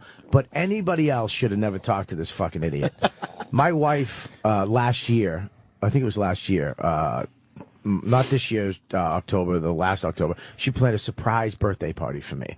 Huge. Okay, event. It was supposed to be 100 people and fucking burlesque dancers, and then Geraldo passed away on the night that the party was supposed to take place. So she had That to was his wake. Oh, right. Okay, she had to cancel it and make it, you know, literally at the last second, rearrange everything and make it into a small restaurant. And she could only afford a couple, you know, like a small amount of people. She and wanted to roast you. She wanted us to go up and roast you a little bit and fuck with you. it was going to be huge, a huge event. And she told all my friends. Patrice called me up days before, 2 days before the party, and went, Bobby. And I was like, what's up? He goes, I got to tell you something, man. And I'm like, what's up, man? He goes, you know your wife's planning a surprise party for you, right? And I'm like, what? What the fuck? And he goes, I just want to let you know, man, because I don't like surprises. He goes, I don't know if you like surprises like that. I don't know if you like that type of shit. So I'm just, and I go, maybe you should have opened with, do you like surprises? And I would have said, yes, I love fucking surprises. I'm a lonely piece of shit. I love surprises. He was looking out for you. I fucking But it was the knew way he you did knew. it. I fucking knew you knew when you walked in. I was like, he's not surprised. It was Whoa, what a surprise! I wasn't expecting this. This is what he said. He was like, oh, shit, I'm sorry. I go, look, Patrice, you're a fucking piece of shit. You're just a fucking dummy. I go, what? Why would it matter what you think in my life? You fuck. He's like, fuck me, man. Oh, he knew he fucked up. Oh, he Yeah. knew he fucked up. He was trying to take care of you. He goes, can you just don't say anything? Just act. I go, Great. Now, fuck. now you're saddled with that. I walked into the fucking party. I had to pretend I'm surprised to my wife. I just looked at him and he just a little smirk because he saw my shitty acting. Well, I didn't know you weren't surprised, nor do I give a shit now. Your level of surprise is a valueless thought to me. I don't think we should. I think the surprise should have been that the party just got canceled and you walked in there alone, asshole. It's an empty room. You're in your 40s. No, you're in your 40s. No more Exactly. surprise parties. Sorry we didn't have the little fucking hat for you. There, they got a hat with a 4 and a 0. Oh God! That fucking what I hurts, think you is piece awesome? of shit. One thing That that's fucking awesome. hurts. Yeah, Joe. He's an Yeah, asshole. I think it's awesome that you have a forum like this where you can actually talk about them real. Right. You know, can you imagine if you were on a regular fucking radio show, or if you were, you know, forced to do some TV show just a decade ago, you would have had a horseshit through it. Yep. You couldn't really be real or be and use every word in your vocabulary. You know, it's so appropriate that we get to talk about this guy in this form. Absolutely. Yeah, and it feels good because that's exactly the type of guy he was. He didn't want you to soft soap it or bullshit. Yeah. I mean, I've been crying almost every night for a month. I mean, it's like, it's not like, comedians don't. We're all fucking a wreck over it. It's fucking. Yeah. I've been claustrophobic. I haven't been able to sleep. I've been waking up just thinking of him laying there. Like it's been a fucking. I have dreams. Nightmare. I have dreams that he gets up.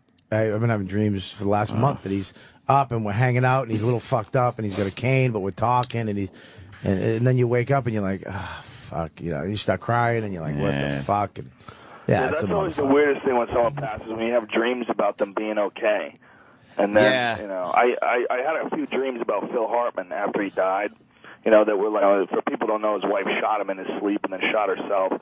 And it was really fucked up at the time. I had never known anybody that got shot before. It was, especially someone who got shot by someone else I knew. But I would have all these dreams about him being alive. And then you wake up and like, God damn, it's the weirdest fucking feeling to have a dream about someone that you really love and care about, and then they're gone. And then you're in the dream that you're talking to them, and it's just like the old times. And you're like, man, I didn't really appreciate those fucking old times as much as I do now. Yeah, There's a letdown too odd. when you wake up. It's so weird though, because like after the dream's done, you wake up, you have the memory of it, so it's almost like you got to hang out with him again. One more time, because it's a new situation. Yeah.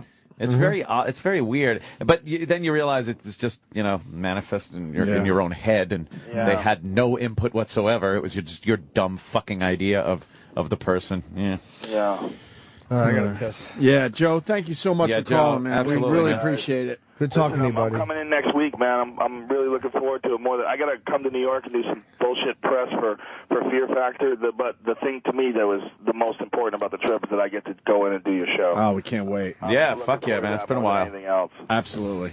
All right, Joe. See you next week, brother. Thank you, Joe. Joe Rogan. Thanks, Joe. Say, man. Yeah, we're going to take a break. Some of the listeners were calling him Darth Rogan. Yeah, well. He really. That's what a fucking mixed martial artist breathes like. absolutely. Breathes like a bull. Yeah, and he should. Big solid head. When Chuck was in here, Liddell, the same thing.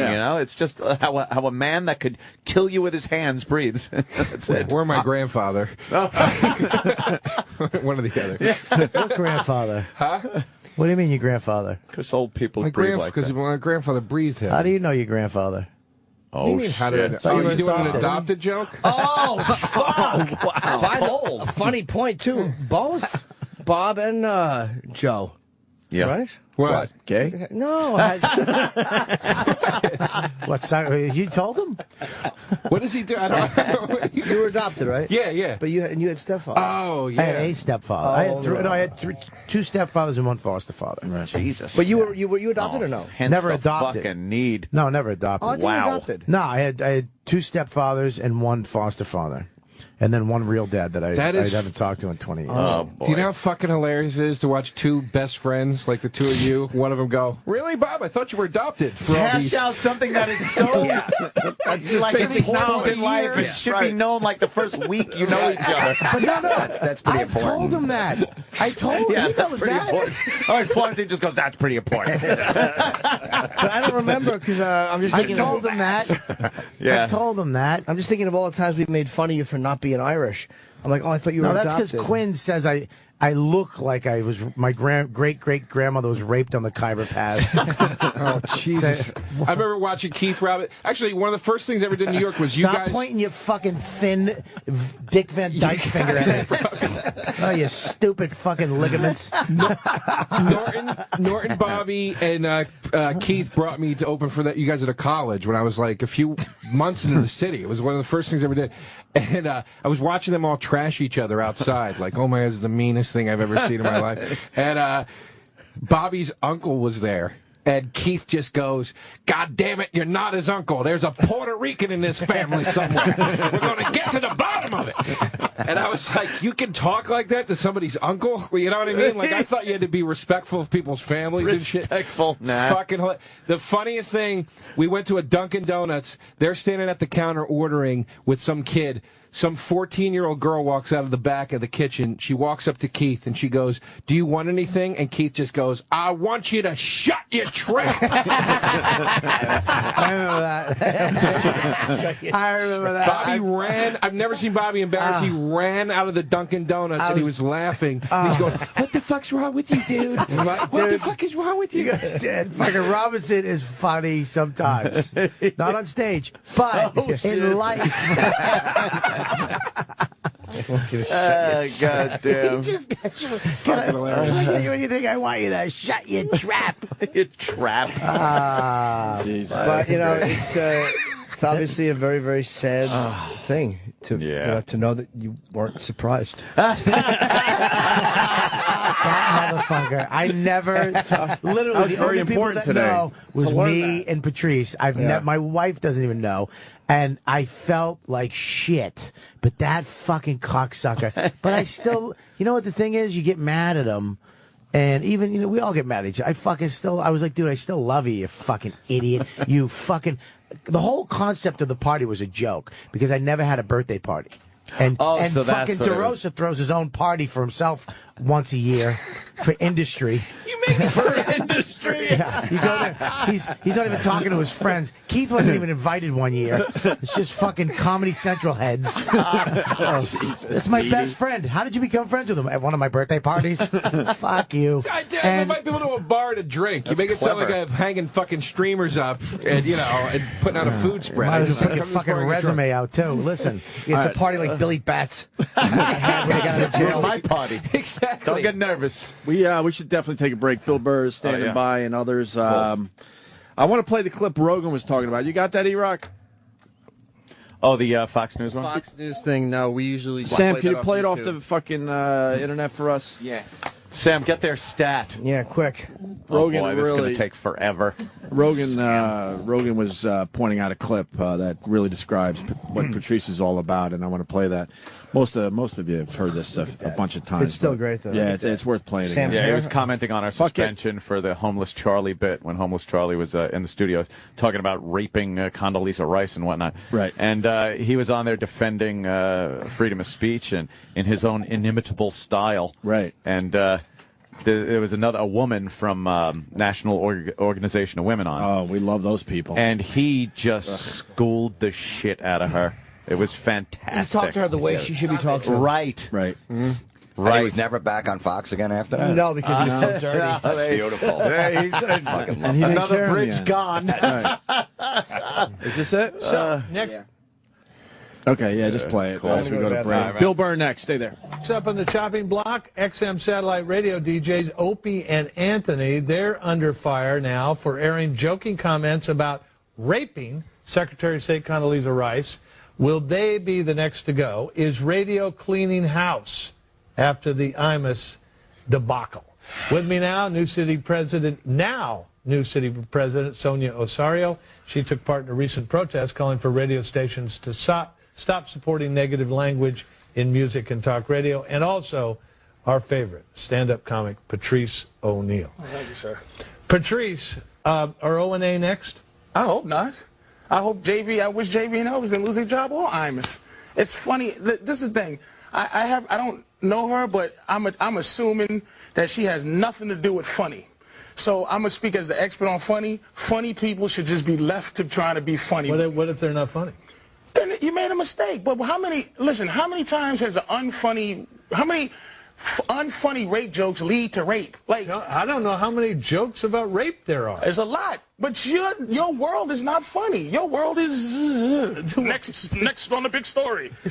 My world is people trying to be funny. Well, I mean, you think it's okay to try to make jokes about rape? I'm diabetic. I make fun of that. I'm a victim. I might lose a toe. But I'm trying to make fun of. I'm trying to make fun of anything I think I can make fun of. Sonia? You know, what's happening now is the marketplace is deciding what's appropriate or what's not appropriate. I think the nation is just tired. There's a new mood in the nation. What nation?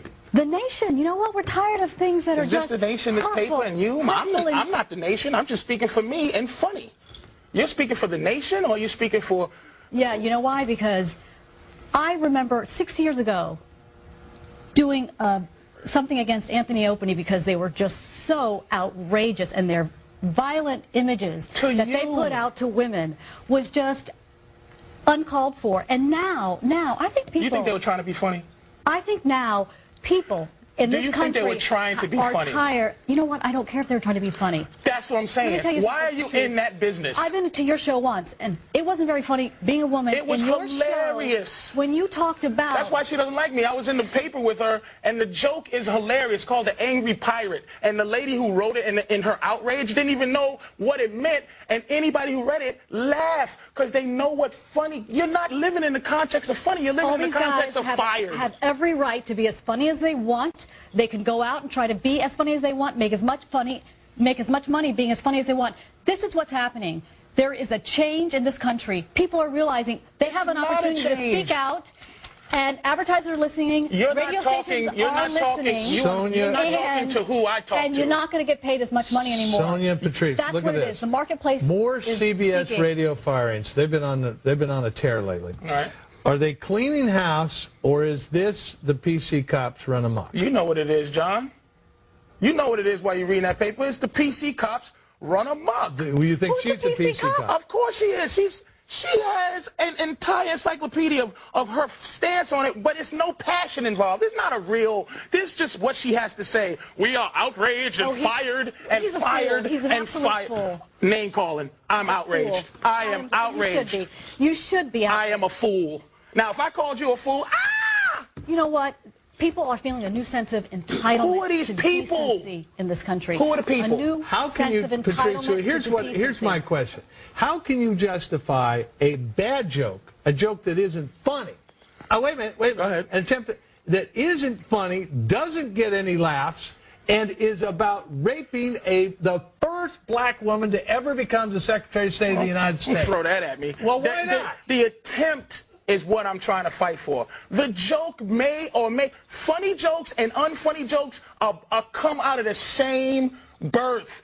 You don't know if anything is going to be funny. You should attempt to be able to make anything funny. Don't you think a joke about rape is doomed to be not funny? It's possible, but I've heard them. You've heard a funny rape joke? I say a couple. Watch my HBO special. I'm pretty good at it. Yeah, Patrice says that if you're having sex with a woman, doggy style, and if you hit her in the head just the right time. No, it's ejaculate in her eye and kick her in the shin, and she walks around like, arg! It's the angry pirate. That's what she was trying to say. A violent act of hitting her in the back of her head, her body. It's called the donkey punch. Which will then... Why are you laughing? She's outraged. It's called the donkey punch. It's whole humor that she has no clue what it is. We have the same problem that Opie and Anthony does. You can't say just anything on the air. You can say anything you want. It might not be funny. You might get in trouble for it, but you should be able to be attempting. And plus, when is a crazy bum going to get an opportunity to rape the president? If the president's wife, John? It was trying to be funny. All right, Patrice, why aren't I hearing Al Sharpton complain about this thing involving Congress? Because it wasn't involving young black women. Well, it's involving a very prominent black woman. Well, where was she during young black? Everybody has their agenda. I was there. Oh, I'm sorry. Yeah. All right, excuse me. But why am I not hearing from Sharpton? Because it doesn't concern him. It's not concerning him. It's black. Come on now. You know Al Sharpton has his agenda, and it was perfect for Al. Young black women. And now she's representing just women in general. She's not representing the nappy hoe part. She's representing just the hoe. The nappy-headed part, she has nothing to do with. Just the hoe. Sonia? You know what? Women have been abused publicly in the media for too long, and people are tired of it. This has been a beautiful response of just the general public saying to advertisers, we're your consumers. We don't want to have to avoid everything in the street. We don't want to have to worry about what radio station we turn on. And there is some really derogatory, violent thing to deal with. All your information, ma'am, is secondhand from someone making you aware that someone said something that you should be upset about. It's a shame. Your constituency, the people you represent aren't all victims in this matter. Patrice O'Neill, thank you very much. Sonia Osorio, thanks to both of you. Appreciate it. Time for Big Politics. Sirius XM. You're listening to Opie and Anthony.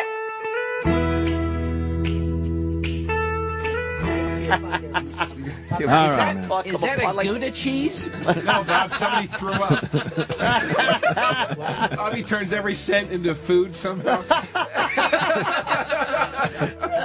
Shit. Bobby had to take one of my Pop-Tarts. You Fuck. threw it at him. He caught it, and Pop-Tart went flying everywhere. Well, who has That a was fuck- his. That who was has his a teeth. one He started Pop-Tart? eating it. It is true. You While don't it have was one still in the Pop-Tart. air. You don't have two. He tried to eat like a fucking seal, throwing him a fish. Can you tell the open micers to stop chatting like we're not on the radio? That's just mean now. We're on the radio. Stop whispering, All right. shit dicks. Here's the deal to set the mood here. We got Bob Kelly eating one of my Pop-Tarts. Mm-hmm. We got Colin Quinn has arrived. Yeah, with his fucking gay coat.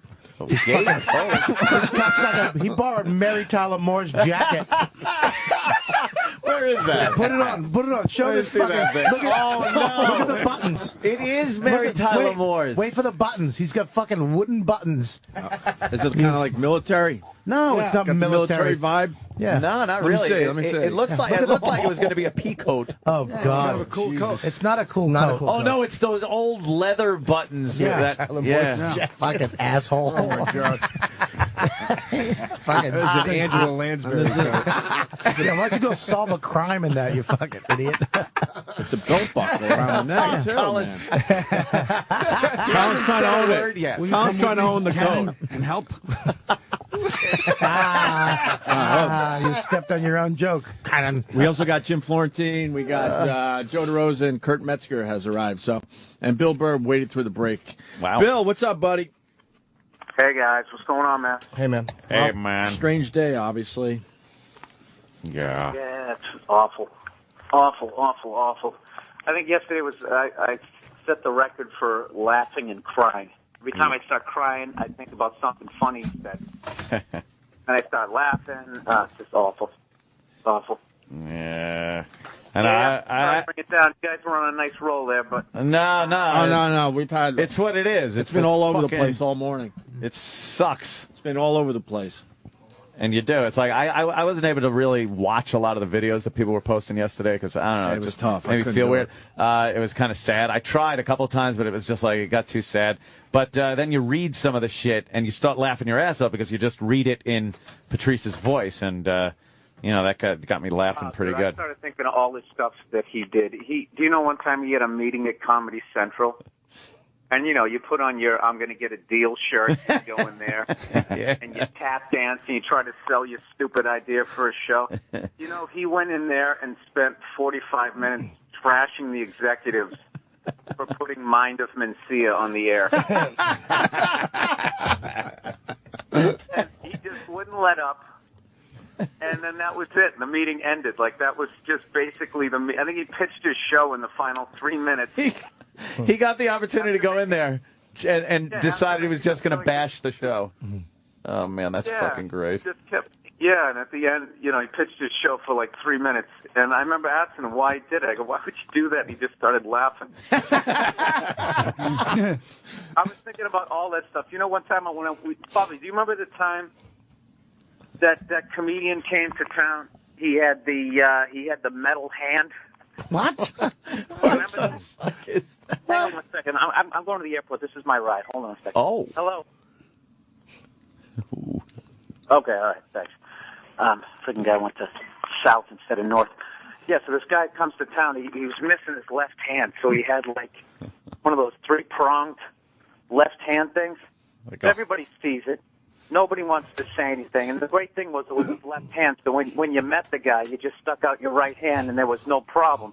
But everybody's thinking, what happened to his hand, right? So after he meets like 10 comics, he then meets Patrice, and Patrice sees the guy, and when he goes to shake his hand, instead of sticking out his right hand, he sticks out his left hand. And the guy with the fake hand, like just out of instinct, stuck out his left hand and then sort of froze for a second. And then Patrice, with his big, dainty fingers, just grabbed one of the metal tongs and sort of shook it. And there was all this awkwardness, and then Patrice just goes, "What happened to your hand, man?" And like that's why I loved the name of his last special, Elephant in the Room, because that's what he always did. Yeah. Just addressed you want to sit there and be like, that's rude, that's insensitive, and then you're like, dude, that's exactly what I was thinking. What happened to your hand? Yeah. I know, it's actually psyched that he asked it, and I don't know, man. I'm going to miss that guy like, I don't know. Yeah, it's crazy because it's, I mean, I've known quite a few people that have left us. But this one is just like, it just because hurts. This one really hurts. He's so fucking irreplaceable, Yeah, no, he's even beyond the description of one of a kind. Yeah, One of a kind is almost like hacky at this That's point. too cliche, right? Yeah, you're right. That's what I tweeted yesterday, you red-headed cocksucker, you. Go fuck yourself, Billy. How's that? He's making a good point. Bobby, do you know something? Ever since we started doing these stupid movies and this goddamn book, I now hate the sound of your voice. That wasn't me, you fucking cocksucker. That was fucking stupid Colin Quinn, you redheaded shit dick. Was that cocky feature act? No, that was fucking was Colin Colin. Quinn. You don't recognize that raspy, shitty voice? Hey, No offense. Ted, No, I I'm know. walking through a gate carrying my bags at 5 in the morning out here. Cut me some slack, and I'm on a Droid. I don't have the iPhone, dude. Attack Colin. I didn't attack you. How did Bobby get dragged into this Bobby's shit? too busy eating. It was I Colin thought it was Quinn. Bobby. He did, Because he said it was a hack line. He thought it was Bobby, so it was mine. Huh? What'd you say? Not. You trashed me, and I missed it. No, you trashed me. You called me a hack for saying he's one of a kind. Well, that was a really great, You know what? deep sentiment. No, Colin, you're so old, you're grandfathered into using that expression. Yeah, and then you followed up with Patrice was aces in your book.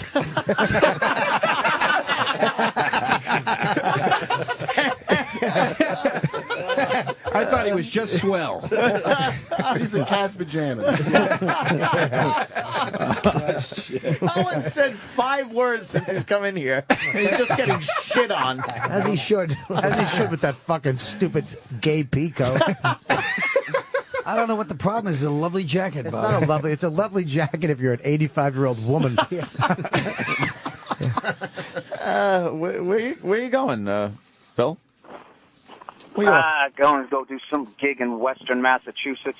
Every time I go, I still get nervous when I perform out there because a long time ago in Lee, Massachusetts, exit 2 off the Mass Pike, somebody threw a dinner roll at me when I was performing and doing stand-up in some restaurant. Oh, shit. That's pretty degrading. That's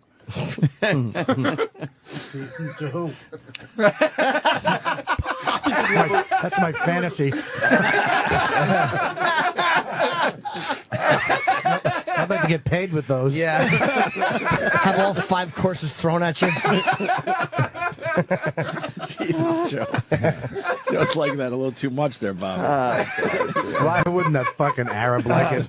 I like the fact that Bill Burr secretly hates your voice, and that came out. That makes me really I happy. know, it really did. Billy's real feelings come out. Yeah. Holy shit, he snapped, right? Yeah. All right, or maybe not. Ever since we started doing stuff together, we never call for fun anymore. It's always like, yeah, we got to edit this thing. I hate you guys. What are you doing, a book on tape or something? No, we're writing a book, stupid. Oh, sorry. Like you should have. Yeah, I know. You should write a book about your fucking... I'll do that. Oh, your midlife crisis. My I had midlife crisis going on at 12. Yeah. I swear. Well, I hope that Dummy wants to buy a jet ski for his pool. Come on over, guys.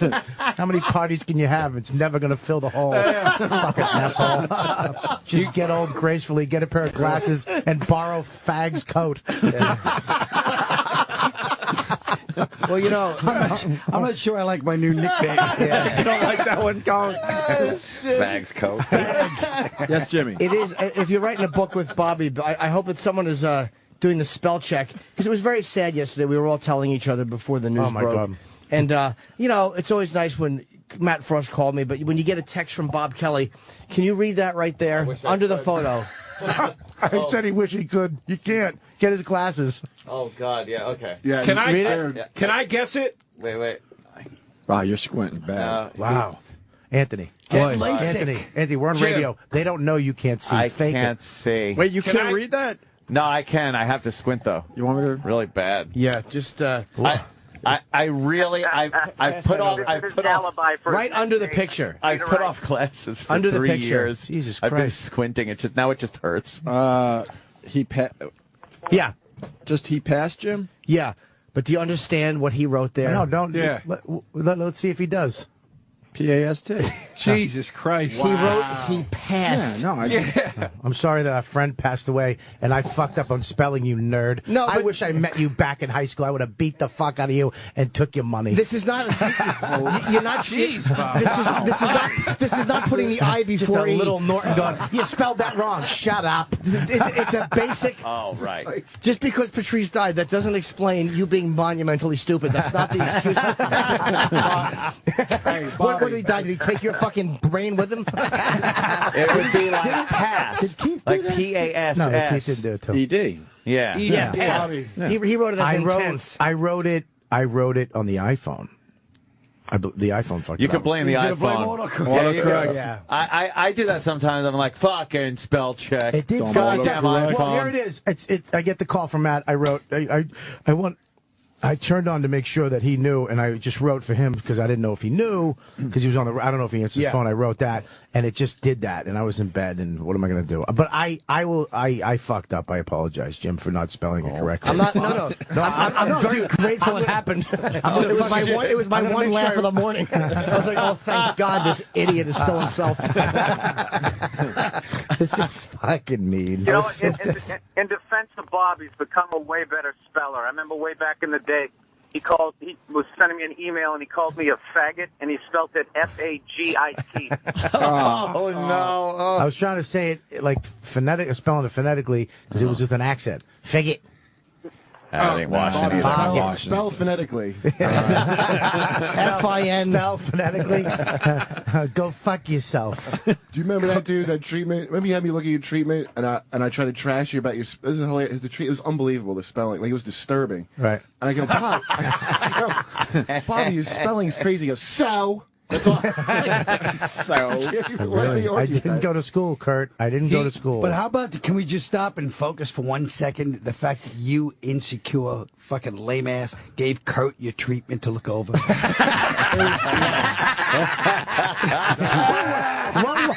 guy you just called an open micer about 3 seconds ago. Well, look, Kurt, and it was like years ago. Kurt is an open micer, but he's a writer. He's a good writer. Thanks, Kurt's Bobby. a great writer. I can spell it. What was it? You can spell it. What was it? It's called I'm Finished, right? Oh, yeah, that thing. Yeah. How'd you spell that? Yeah. Fucking ROBERTKELLY. Was that the name of the pilot or things you've never said at a dinner table?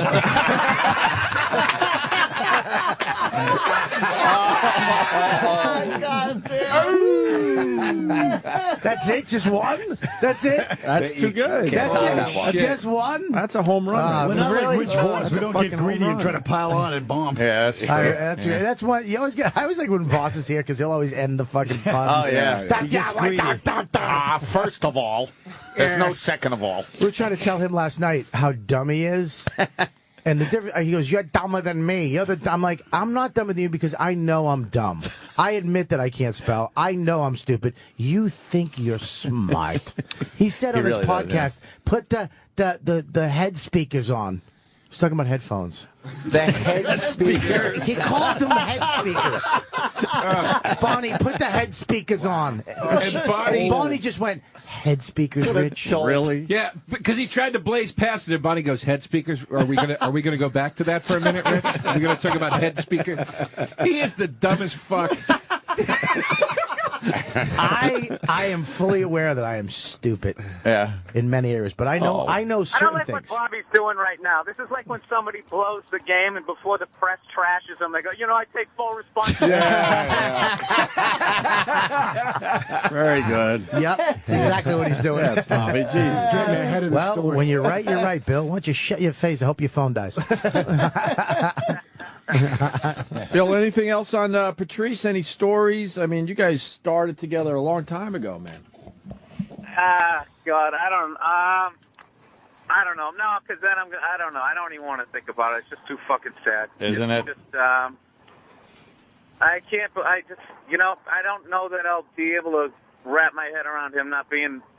All I can say is I'm psyched he got to do your show because your fans got to get a glimpse of what it was like to hang out with him. Because you go on there, obviously he wasn't doing his act, and just really seeing like how that guy on stage and off was just. He was just the funniest fucking guy I ever met. Yeah. There's literally like days and days of material that could be played from the show of him just hanging out and bullshitting about everything. People are. That bit you guys did. Sorry to interrupt. That bit you guys did, the up and down game when Patrice laughed. Oh, yeah, that's like that. Well, you know, from his soul. I thought he was going to pass out. Like I used to watch that thing like 5 times in a row by myself, and I would be crying, laughing. Yeah, you can't not laugh watching that. Yeah, the when thing. He gets up and he's walking out of the studio, still laughing. The door closes, and you can still hear him laughing through a soundproof door. I remember I couldn't wait to show Patrice what we learned that Bobo could do. Because at that point, we saw Bobo do that a bunch of times, but we knew Patrice would bring it to a whole new fucking level. Fucking great. And we were so excited, like, Patrice, wait till you see what we got for you today. And I never expected that reaction. I knew he would enjoy it, but I never expected just that complete breakdown of control. Oh yeah, laughing. yeah. He was doubled over doing an old man shuffle out the door because he could not even hold himself up. He was laughing so hard. Yeah. No, my favorite part is Jim never breaks character and just keeps going. Yeah. Keeps going. Start talking about the Mets. I never would have been able to hold it together. When he started repeatedly screaming, "Oh my God! Oh my God!" That's the funniest. That's the funniest thing ever. Watching him, you know what's great too is when you watch him shake.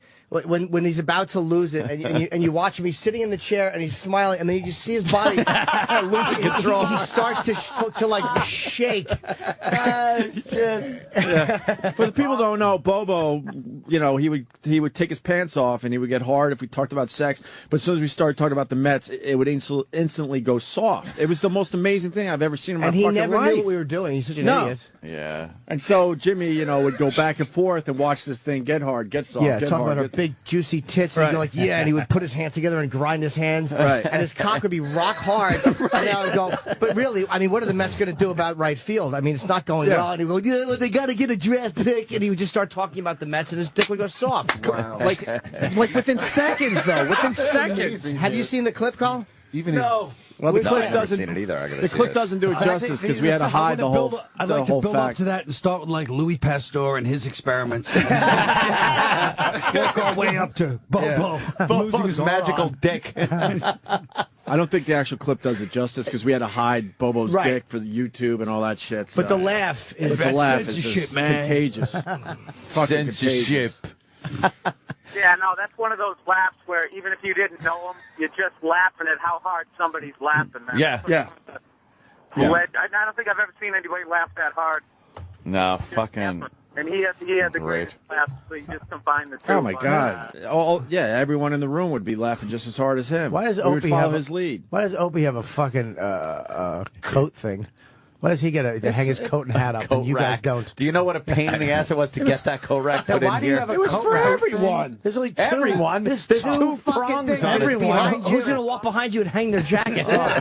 I asked for a goddamn coat rack. You put it up right behind you. Your stuff's up nice and neat. These fucking scumbags have to look at his all on his chair. I'm not even wearing one. He doesn't even have a coat because he doesn't like. I know He can't hang it. I know it's mild. Hey, Colin, you want to hang your jacket where Rhoda hangs hers?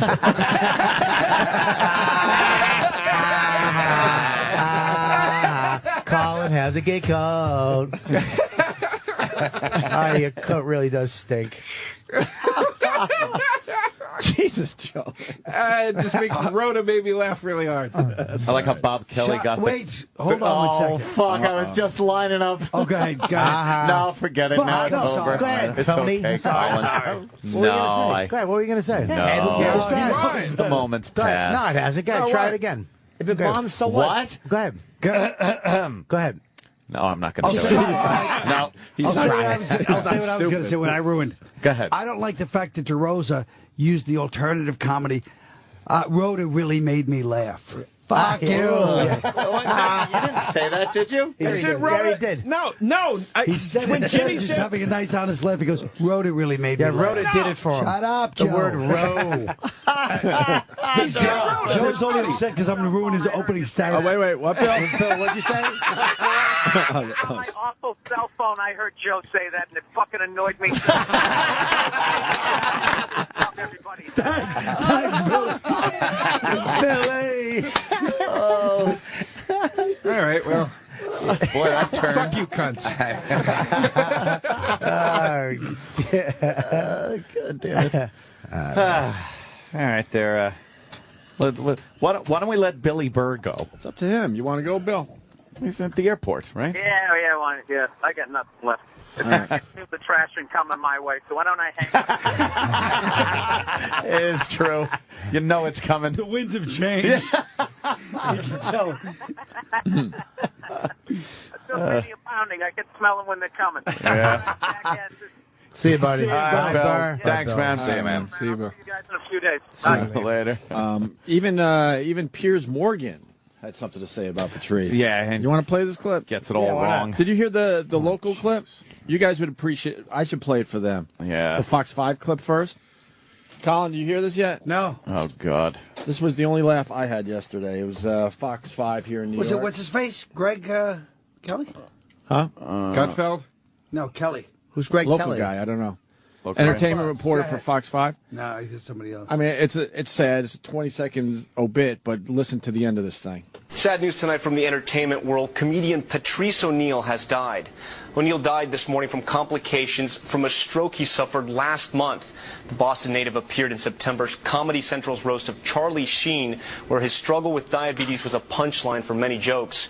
O'Neal was a well-known presence on talk shows in the stand-up industry and was a frequent guest on the Opie and Anthony radio show. He was 14 years old. 14. Come on. Patrice was 14? 14. I thought he was older. Can you believe that? That's an amazing career for a 14-year-old. That's fucking prodigy. Jesus. What'd you say? He was the Doogie Howser of comedy. What did it's the rest funny? say? We were talking yesterday about the roast and how he was all the jokes about diabetes, and I was saying how like 18 different people tweeted that it should have been me. To me, why wasn't it you? It should be you. I texted you that. We were just forwarding those to you, Colin. And then Amy Schumer said she get like 100 and something. I hope you get ovarian cancer because of what she Holy wrote. So like, shit. you You know should what? die, bitch. Dude, on that, Wow. I wrote for that roast, and it was so hard to come up with shit to make fun of Patrice because that's all you could get him on was he has diabetes or he looks like a gorilla. Like there was no. Holy Jesus Christ! But that was the only. That was the only thing. Like I the think only we just found the punchlines- eulogy writer.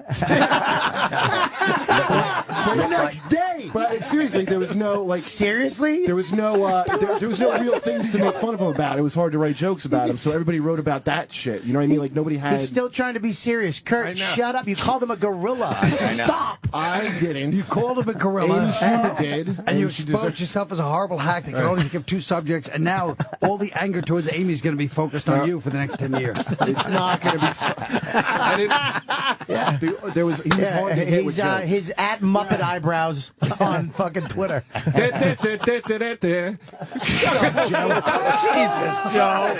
God, Kurt's not taking his shit. I love it. Kurt's gonna beat up Joe. Kurt's gonna use those fucking huge rape hands to choke Joe's little fucking. Joe's got thin great neck little out. raping tits. Look at those little sweet. I'm gonna pump you. You're gonna punch me off the shit. love seat back here. Amy's here. Speaking of Amy Schumer, God damn, is she looking good? Yeah, She she always does. does. She looks She hot does. in grief. Fuck. Talented. She looks She hot in grief. Yeah. Guys, I gotta get out here. Actually, Let her, I gotta go. all right. Good. Bobby? She'll take your seat. I'll see you guys later. All right, Bobby. Thank you for coming in. Bye, Bobby. Bye, guys. Take it easy, Bobby. Go break a leg. Hi, Amy. Amy. Hey. How are you? Take Bobby warmed up the chair for you. I'm sure it's sweaty. It's good to see you. Hi, honey. Hi. Hi, Amy. So Hi. Kurt writes all your jokes? Yeah, that's what he was just saying. that's right. Just the ones that get me in trouble. I go. Amy's coat is more manly than Colin's. It really These is. are my lovely coat today. Well, look at it. Amy, You what want do you to think? take a look at his coat? P for pussy. I think Wow. Colin's going for the distinguished. You're like Paddington Bear.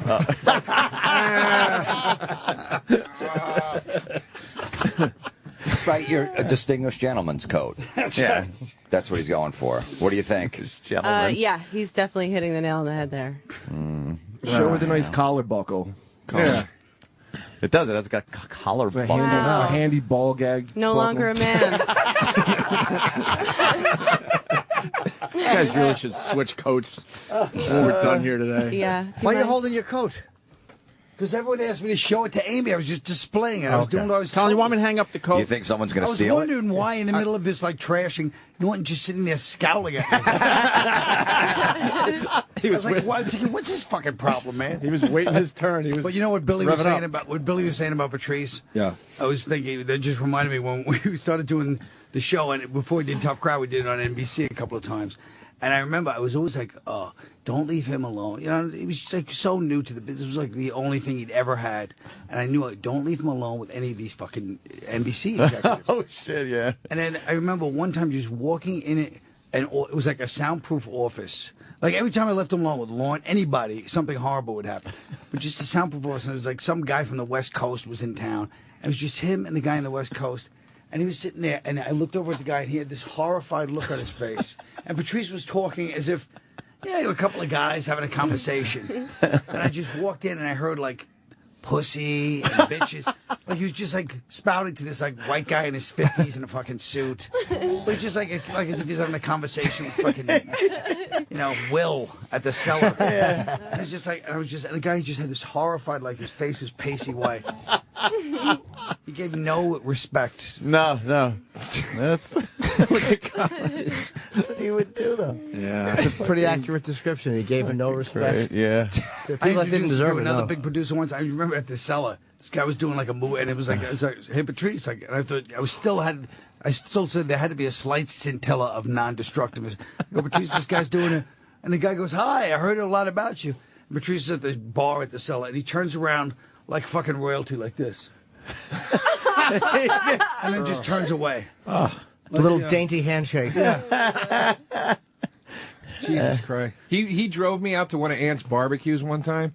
He was like, I'll pick you up. And I was so touched that he was giving me a ride that I spent 2 hours making him these rap CDs. I made him like 3. What are you, a girl? Thank you. Oh my God, Colin, give him your coat. Give him your coat. Did you talk in between songs too? A personal story before every song. Wow, Joe. I made him 3 rap CDs. I was like, these are songs he probably doesn't have. He'll Now, appreciate Jerry, this. I imagine the band striking up the music. Oh, what a Joe, Jesus Wow, Christ. A mixtape for Patrice. Trying to do this now. I can't. What were some of the songs on there? It was all rap songs. Give me a couple. They were all like. I Need like Love you're gonna by know any Cool of it. J. Yeah, I Need Love by Cool J. Doing it. Yeah, doing it well. Hey Love. Yeah, You can do some it, Boys put your to back Men. into it. It's so hard to say goodbye to yesterday. my No, God. I made him like I was like, dude, God, I I appreciate can't you giving me a ride, man. I know you're not going to take gas money. I made you these. I thought you might enjoy these for when you're He would have driving took around. gas money. Yeah. He goes, all right, like that, right? Because you just came out of the closet to him, dude. That's why. That's a long ride. Oh, God damn. He put every CD, I swear to God, every CD, he put it in back to back, and he just sat there, 2 seconds of each song, you go. Oh, shit. Next. Literally, through each CD, and he goes, I mean, Joe, goddamn, I mean, You didn't appreciate that I appreciate the gesture and all, I guess, but... you recognize that you're a white rap historian? Like, wow. Yeah, I think there were... This is twin hype, Patrice, in the 90s. I think there was he called me cracker a few times in between songs, and but the funny is that when he found out I was Egyptian, he'd call me up like on Thanksgiving. He'd be like, "Joe, you want to come over for Thanksgiving?" I go, "I can't. I'm doing stuff with my family." He goes, "You know what, Joe? I'm tired of you pretending you're white." And he'd go, "Everybody knows you're a dirty nigga African, just like the rest of us."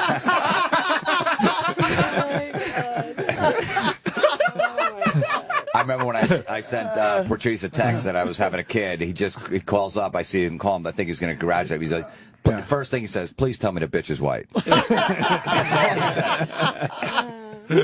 Oh, shit. I'll never forget, I was at the comic strip Christmas party, and I brought this girl, and she was really hot, and Patrice is just looking her up and down. He goes, you got this in the bag? I go, yeah. He goes, so I could say whatever I want? I go, yeah. He goes, you sure? I don't want to ruin it for you. Why would you say yeah? Why would you say yeah? I was like, no, it's fine. So he just went over. He goes, you like this guy? And she's like, yeah, he's really funny. He's like, do you know his opening joke is the difference between alcohol and marijuana? You realize that? She's like, yeah, he's really funny. Yeah, I know that one. That's good. You realize he does voices of puppets on TV. That's like my favorite show. And he goes, you're just a dumb bitch. And the girl's like, how can you say he's your friend? I'm like, he's joking. She's like, how is that a joke? He just called me a dumb bitch. Holy fuck. Oh, Jesus Christ. A. He ended a couple of my relationships early. Yeah. He did, yeah. Early. Just, you'd see him get that look in his eye, like, and you didn't know what mood Patrice is going to be in. He could be the most lovely, like, little angel, or he would just slowly turn. It was like slow-mo, and I saw him sizing up the dude I was with, and I'm like, no, running over. It was too late. Just trashed this guy's life. The guy, I don't think he ever got an erection again. I'm serious. I went to a dinner party one time. We used to have the same manager, and they invited us to this dinner party. I showed up with a second date with the girl, and I was trying so hard to impress her. I walk in with her. Patrice goes, hey, what's up, Joe? Who's this? And I go, it's Melissa. And he goes, hey, Melissa. Did you fuck him yet? Oh, did you fuck Joe yet? And she goes, no. And he goes, you should fuck him. He's a good dude. Fuck this dude. And I'm like, all right, let's have hors d'oeuvres now. Obviously, Amy Schumer is here, and now Louis C.K. has entered the studio. Hey, Louis. Morning, guys. Hello. How you doing, man? It's like everybody that Twittered yesterday. Yeah. I didn't Amazing. tweet. You didn't tweet? No. I always feels phony. Phony? Really? Well, the thing, my heart goes out to Well, yeah, it family depends on. and Well, if you word it like prayers. Colin, then it comes off as insensitive and hack. No, Put it's on not. Colin's coat and say it. No, it's not that it's phony at all. It's just that to me, It's just not your thing. Yeah, I don't know. Yeah. I never tweet about anything, and so. And all of a sudden you can tweet about something like. Yeah, I don't know. I don't know why I don't do it. Because Okay. I don't love anybody that much. I don't care. Wait till you see Colin's coat. I made a witty remark. Oh, boy, he's But defending it. At the beginning of my witticism, I happened to throw in Patrice's one of a kind. So, people kind of let it One of a slide. kind. Right. So then They Bill broke Burr the just calls on mold. the phone and he from the airport. Mm-hmm. And goes, yeah, I don't want to leave any tweet like some one of a kind, some hack fucking quote. And I thought at first he saw my quote and was busting my balls, but he was just saying He really meant it. worse. Even worse, he really meant it, not knowing what you wrote. Terrible. How about the fact that he didn't know what you even wrote? No.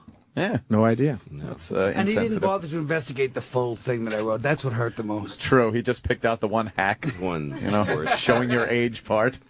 I told my kids this morning about Patrice, and and I listened to because I told them I'm going here afterwards, and then all his friends are going to be here, and so I turned it on, and there's fucking. Is he here still, Bobby? Did he leave? Bobby yeah. just left. Yeah. I turned on, and he's not even saying anything.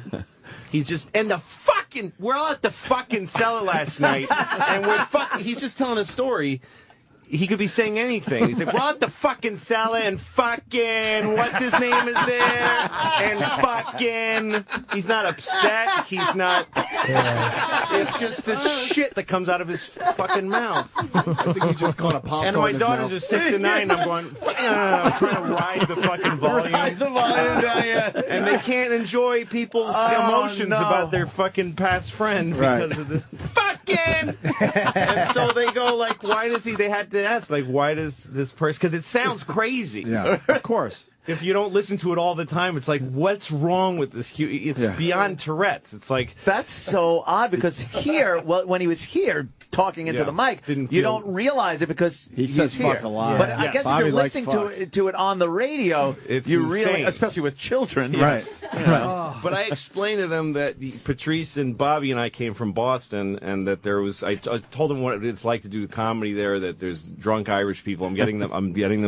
teaching them stereotypes. The Irish Bostonians get wasted and they sing na na na na hey. You got to chant it off stage, and so people had different ways to survive that. And Bobby's was, I explained to the kids the difference between, like, you're trying to tell a story. So I went to the store, and the guy there was really mean to me. Right. Nobody's listening. They're throwing stuff at you. But I went to the fucking store, and the fucking guy was a fucking asshole. Like, it's a way of charging through the shit. Like, that's what turns guys like that. Oh, shit. And then Patrice was just this a mountain that sat on stage. He was just a mountain. Whole other approach to being listened to by those audiences. Yeah. Bostonians terrified of giant black men. Yeah, just a huge presence. Did you start out with him on the stage? No, he came up after I'd left Boston, and then he just showed up here as this Boston, young, enormous Boston guy. Bigger than life. He didn't have to move around on stage or anything. He just last stand time there I and saw him on stage, we did the Nasty Show in Chicago at the Vic Theater, and it was me and him and Nick DiPaolo. Were you on that show? I don't remember if you were. What year was it? I did that with Geraldo and Patrice a year and a half ago. I don't know if I was on that one. But he closed the show. I hosted it, and he went on last. And he was, he would just stand there and fucking, he was really starting to hit a stride, too. He was getting great. I mean, he's always been one of my favorite comedians, like always in like the top 3 since I first saw him. Wow. But in the last few years, he just started to get great. Like, he figured it. Every comedian hits some point where they figure out their thing. Like, they do the Hellraiser box, they click it right, and it starts fucking, everybody starts coming out of the doors, Pinhead and everybody, and he just hit that. I mean, just that last special was incredible. He was just starting to figure out how to make his thing really work. Yeah, but, and off stage, to be able to do that on stage is fantastic, but then off stage, just to hang out and bullshit about stuff and make it genuinely funny. Any fucking subject that would come up in here when he was sitting here, he had something. He had at least a half hour on it. I was trying to explain him to my kids because I want them to understand what this stuff means. Besides that, he was a big black guy and he said crazy shit. I had to I'm explaining him. I had to say that he was black at some point. Like, it didn't matter, but at some point I had to say he was a huge black guy. Like, it didn't actually wasn't material to anything I had to say about him. But you feel compelled to describe him like that. Yeah. And also the life lesson that you got to fucking take care of yourself. But yes, true. Which is makes me angry at him. But it's just that's the biggest substance abuse problem amongst black people is cherry Coke. But it's still the biggest killer. But I told them, I thought of a bit that he did here that I was able to explain to them. And for a 6- and 9-year-old to grasp it was kind of weird, but they got it because of his wording, which was about Plaxico or whatever the guy's name was who shot himself. Yeah. Plaxico Burress. Yeah, the thing that he said about how he was rich now, living in a mansion, and he had a choice in life. He could hang out with rich white guys and play golf, or hang out with black guys that he grew up with, but who are fun. But in order to do that, he had to carry a gun because those guys are fucking stupid and they all carry weapons. So it was like live amongst your own, but he's not stupid. He's rich now. So he had to carry a weapon in order to hang out with his own people. That's such an acute observation. That's where he would find these like cracks in the little things. Oh yeah, my no one God. else was thinking about. And my about. kids were howling. They got why that was funny. Wow. There was shit that like I pondered for years, and when the subject came up, I felt all good about being able to discuss it and talk about it. And then I was saying before, in one sentence, he'd wrap it up and be like, "How did I never see that?" And he'd close the book on it. Yeah. Done. He'd say, Here's that's it. Here's what it is. Yeah. And that's it. And that's where everyone now has to refer to Patrice versus the people. Yes, he said president. O'Neill. Patrice versus the people for racial harmony.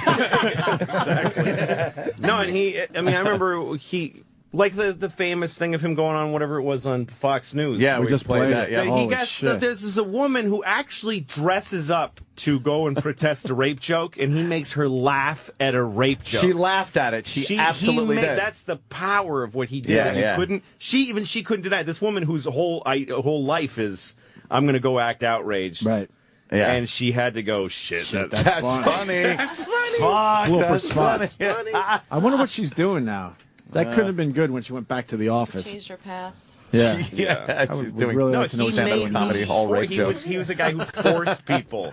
He also didn't take any easy roads himself. Like, everybody does some bullshit version of themselves. Everybody Right. does. I do. I have like a bunch of jokes that I know are just there because old fat, overweight, middle-aged dad. Like, I got a bunch of those that I'm Ace in the hole. Yeah, exactly. Yeah. But he has. I was going to say he forced you to be honest, man. Yeah, and he didn't do that himself. Like, he was such an atypical. The first thing he ever did that I saw that made me go, this guy is special, was his bit about how he loves the Beatles. Yeah. And the pressure as a black guy to have certain trappings, and he says, I love the Beatles, but I can't. And he do it, this visual of him riding around in a Cadillac. We all live in a yellow submarine, like in the hood. What's up, G? Yellow submarine. Yellow submarine.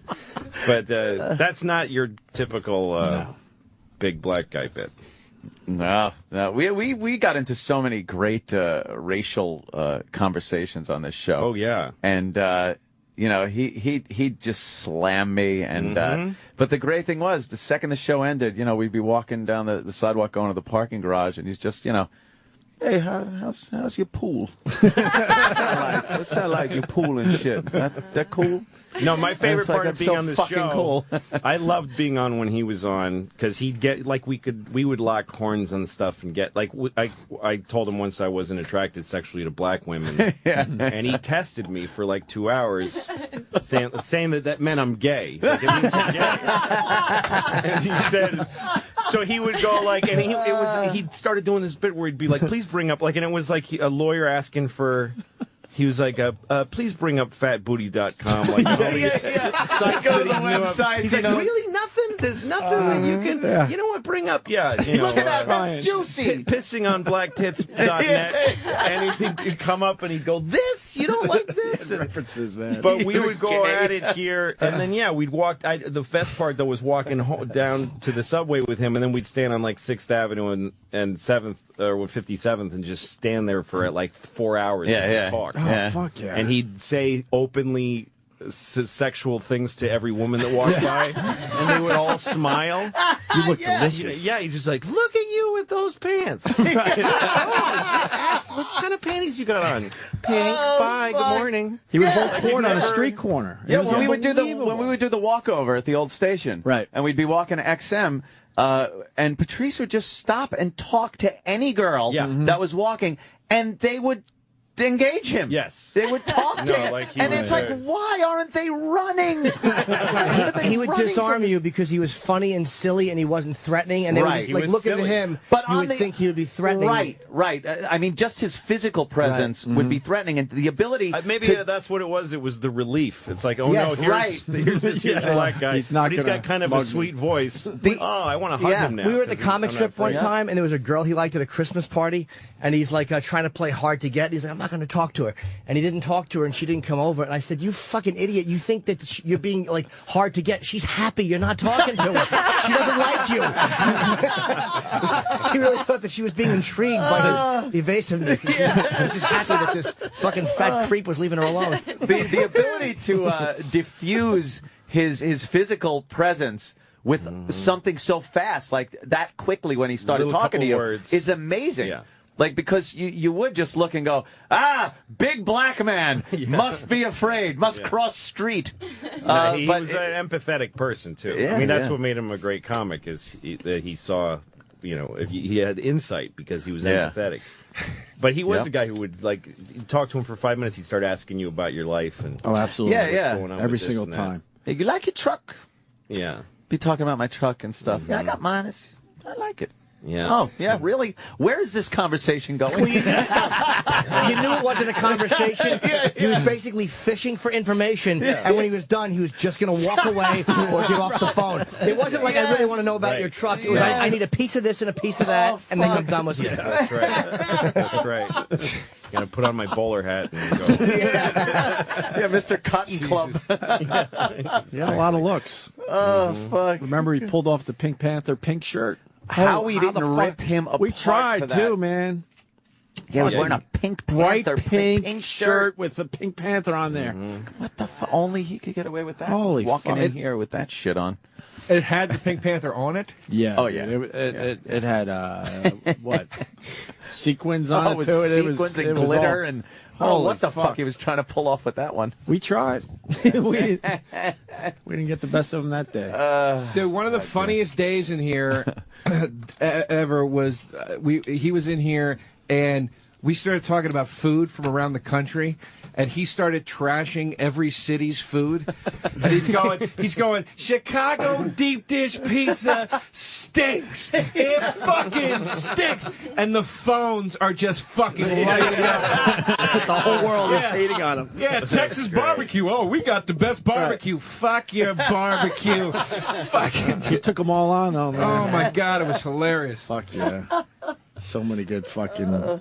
But it's like I was saying, like every subject we came up with, half hour. twist. When one of the funniest things was when we were talking about the cruise ship deaths, and how it's just so easy to kill your significant other on a cruise ship. They circle around 3 times and then leave the scene of the crime. You just got to push him overboard. In No a evidence. giant ocean, and he like took it the extra step to do the Rasta man selling rock coats to your significant other. Buy a rock coat, man, and you put it on and then push your loved one over the edge, and they just sink right to the bottom. Fucking hilarious. They even did that to Bin Laden. That's even how they got rid of Yeah, him. get rid of him. You're never going to find him. It's the ocean. The ocean. Yeah. But people were bringing up so many things, and there's just, like I said, literally, if you strung them back to back, days worth of shit that is just material that isn't stuff on stage. It's you know, it's just conversation. Most of the stuff he didn't even do in his act. No, Right. it's just him. Well, that's talking. the beauty of it. I mean, Great. not to kiss your asses, but that's the beauty of you guys. Most of the stuff you do on our show, you don't do on stage. Yeah. Kurt only Well, does you think that material in sucks. here. Yeah. That's all he does. I That's all. only talk about Joe's fucking little fat tits on my acts. We And I see no reason to change it just because I'm on the radio. That's the name of your new album, Joe's Little Fat Tits. Right? Hey, that was for my. Be quiet. Louis' kids are listening.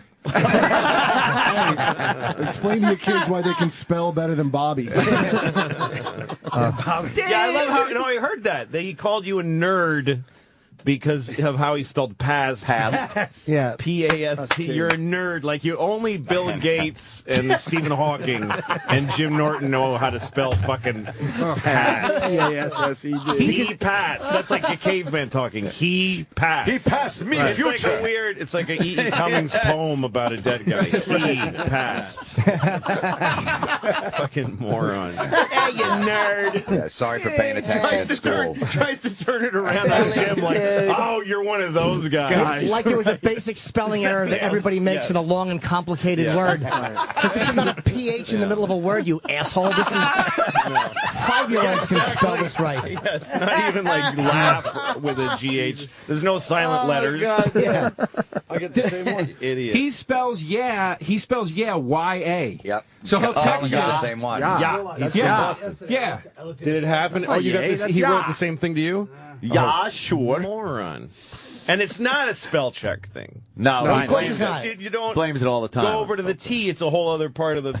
Yes. It's geographically very far.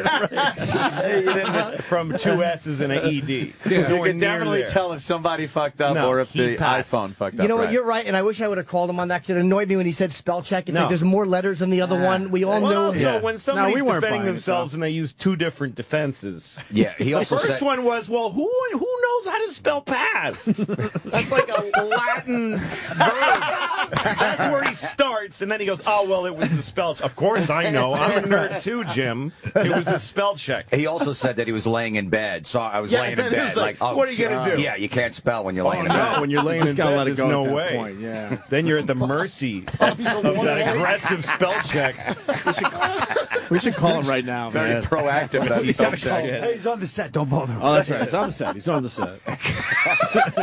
Oh, she's stupid. God damn, man. Well, she called Tribeca Films and tell them you have a guy in your cast that can't spell. Get him fired. So. I'm smart too, dude. Yeah. I'm smart too. I'm not dumb like everyone thinks. Dude, you know what? Just passed over, dude. I'm finished. You know what, dude? You're so schmarmy. You're spelling the words right. What are you, queer? Spelling. That's his thing is the fat consonants. Yeah. It's just a Spelling. so. He just spits out his consonants. Oh, man. Spell. Just because you can spell. He just started So talking. totally dissected his speech. Yeah, That's fantastic. Spelling, dude. Spell, Fucking.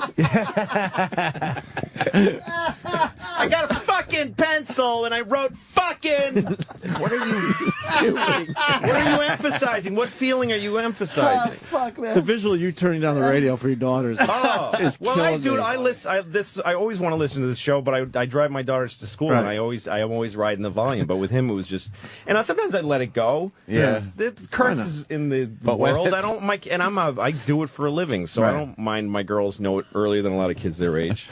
But that was, Jesus. There's no call for that. Yeah. It just doesn't make sense. It's not even that it's like offensive. You got to know when when to use those words, right? Fucking. Because even when he confused Colin with Bill Burr, he's like, cocksucker. He couldn't just say Bill. It was Colin. He's like, fucking cocksucker. That's how he spells the name Bill. If you had the iPhone. That's what that's what he does. Because he's so insecure, he doesn't think he exists if he's not making a big explosive noise. And he can't just go anyway, so here's how I feel. Because he feels like he's shrinked into nothing. Poor Bobby. So he's gotta talk like this and say fucking in order to feel like he's registering it, feel like he's moving the needle on life at all. Otherwise he's gonna kill himself. That poor Quiet is terrifying to me. I wish he was still here. No, and I explained to my kids how, in New York, the audiences are harder in a whole other way. In Boston, it's like you're going to get your ass kicked and people are going to scream. But here, they're just deathly, intelligently quiet. It's unnerving when you come from Boston. And so when a guy like him comes, and I described a guy like Bobby sputtering and cursing on stage, and New Yorkers just cringing, going, what's this guy doing? And his face is turning red. His fucking now bald face is turning red. And he's trying to any place with spinning on the mic. Any kind of literacy is going to upset Bob. Well, he also pauses to fucking, and cursing is a way of pausing because he's too stupid to collect a lot of thoughts in a row. He picks them up piecemeal as he's going. And you know what, dude? Fucking, and as he's doing that, he's thinking next, please, next, please, next. Something come into my brain. He can't put silence between words. Oh my God, instead of going, so then. And that's, again, perfect exact opposite of Patrice, who could command, and then he'd talk, and then it'd be quiet, and you'd wait for him. Yeah. But Bobby's like, yeah, so then I fucking, I went to the thing, and there's fucking cocksucking.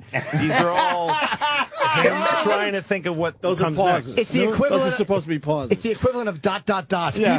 paper. Dude, No silence between words and no air between bites. No. God damn. Thanks for the Bobby's laugh. policy. No. Patrice was not afraid of that silence, too. Yeah. No, that's what was so. That's a talent. He would just quiet. Yep. No, and then he had a fastball. Like, he could do that, and then when he'd get on a roll about something, I mean, he was a very... I love... One thing I love about stand-up since I started loving it is how it works, musically, How somebody works the mic and sounds. Like a rhythm? Yeah, and he had this great way of doing that he would start by just talking about something, introducing the subject, make people even a little unnerved by how uninterested he is and fucking standing there and doing a big performance. and then he would start getting excited about something, and then he'd start, and then his voice would go up to that raspy register, and he'd start feeling it, and then the place is rolling, and he'd rock. You know, it was just it had a great dynamic to the whole thing. That's what he was starting to figure out. That because he was on stage, he was funnier in here than he was on stage for a long time, and he was just, I think, it takes until you're in your late 30s, 40s to suddenly turn into, I can fucking do anything I want up here. I think that he just got there. There was probably a fear of starting slow, like starting with a basic conversation.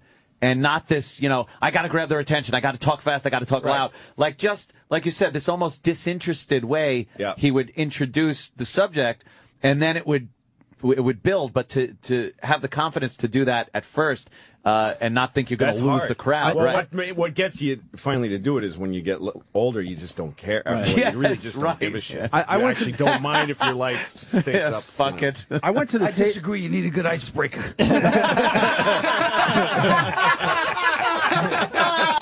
Shecky Quinn over there. I went to have an icebreaker. You gotta have a good starter. I went to the taping, and I don't know if it made the DVD, but just like what you're saying, he came out and just checked out the room for like 5 minutes, and I'm sitting there, a huge amount of balls, and I'm sitting there in the audience. I don't know. I don't have those balls. I don't know if they edited that out of the DVD. I haven't seen it yet. Or? Yeah. And I'm sitting in my seat like, this is your fucking chance. Do something. But he had the confidence to just Well, you take get it the all crowd in. into your gear when you do that. Yeah, there was one guy who was great at that, but I don't know. I think he's long gone. But remember Jonathan Solomon? Oh, yeah, Jonathan. Ray J. Johnson. Jonathan Solomon used to come on stage, and the first time I saw him, he had a tape recorder with him, and he came on stage, didn't say anything. He just came on stage, and he looked at the tape recorder to make sure it was running. And then he put it on the thing, and then kind of cleared his throat, looked around the room, and then started. And I was like, wow! But he did that every night. After I saw him a few times, like he always starts by pretending he's not sure of his recorder. Right. Like, I don't even need to look at you people yet. Right. And it would be like, at first you'd go, what a dick. But then you'd go, I guess this is what he does. As soon as he gets one laugh, he's bought credibility for that pace. It is almost like rebooting the crowd, you know? You kind of, forget here's that last my guy. pace, right? Doesn't matter how high energy he was. Right, fuck him. John Joseph just did 3 songs. And now you're all going to watch me fiddle with my Panasonic micro recorder. I'm going to say another guy that used to do that, and I'm waiting for my trashing. Okay. But Ray Romano would go on at the end of a show, everybody's hot. Yeah. And he'd go on and be like, the whole crowd's like, oh, is this fucking asshole talking about his fucking family? And by the end of that set, by the end of the set, they'd be like, yeah, they'd fucking get him right into his energy. Yeah. You got to bring him into your wheelhouse, Carl. Into your wheelhouse. That's a good word, Jim. We have Bob Kelly on the phone. Oh shit! Hey, Bob. Hey, Bobby, we were just talking about you. Hey, guys, I know. I hate everyone in that. And fuck you, Louie. Yeah, you've been jerking off to this the whole time. You love being talked about. You stinky redheaded fucking piece of shit. There goes with the fucking again. Why would it hurt my feelings that my hair is red? It's been that my whole life. Exactly. It's the only thing you can come up with. You don't even have like a unique. Yeah. Like, I didn't say anything about how you look or just your basic. You said his bald face. Hardware. You did say his bald face. Well, after like a long, other acute. And you say you didn't like me. Yeah. Fuck I didn't say I don't like you. Yeah, fuck you. Fuck you, Don't say I don't like you. That's Fuck what you, heard. Louie, with your 2 legs and your goddamn toes. Fuck you. And I hope your kids are listening. Fuck them too. Okay. man. Bob. Hey. I brought him into the conversation. And he just hung up on that one. He said, I hope your kids are listening. Fuck them too. That's right. Damn. You know, I know you're listening too now, you idiot. right now what he's doing. You know what, Dad? Right now he's walking away, putting his phone, and he's trying to pull up his pants like a fat man does when he walks. There's no way. Bill Frawley trying to pull his pants up the bottom half of the egg of his body. And they got nowhere to hang. There's no friction there. No, there's nowhere for them to hook onto. Yeah. You just got to pull them so tight that there's a belt mark in his fucking non-waist. He probably wrote out that rant just so, because we were just making fun of how he talks. He probably was reading it from a piece of paper, and that's all he had, so that's why he hung up. Yeah, nothing else. And he spelled red hair H-A-R-E.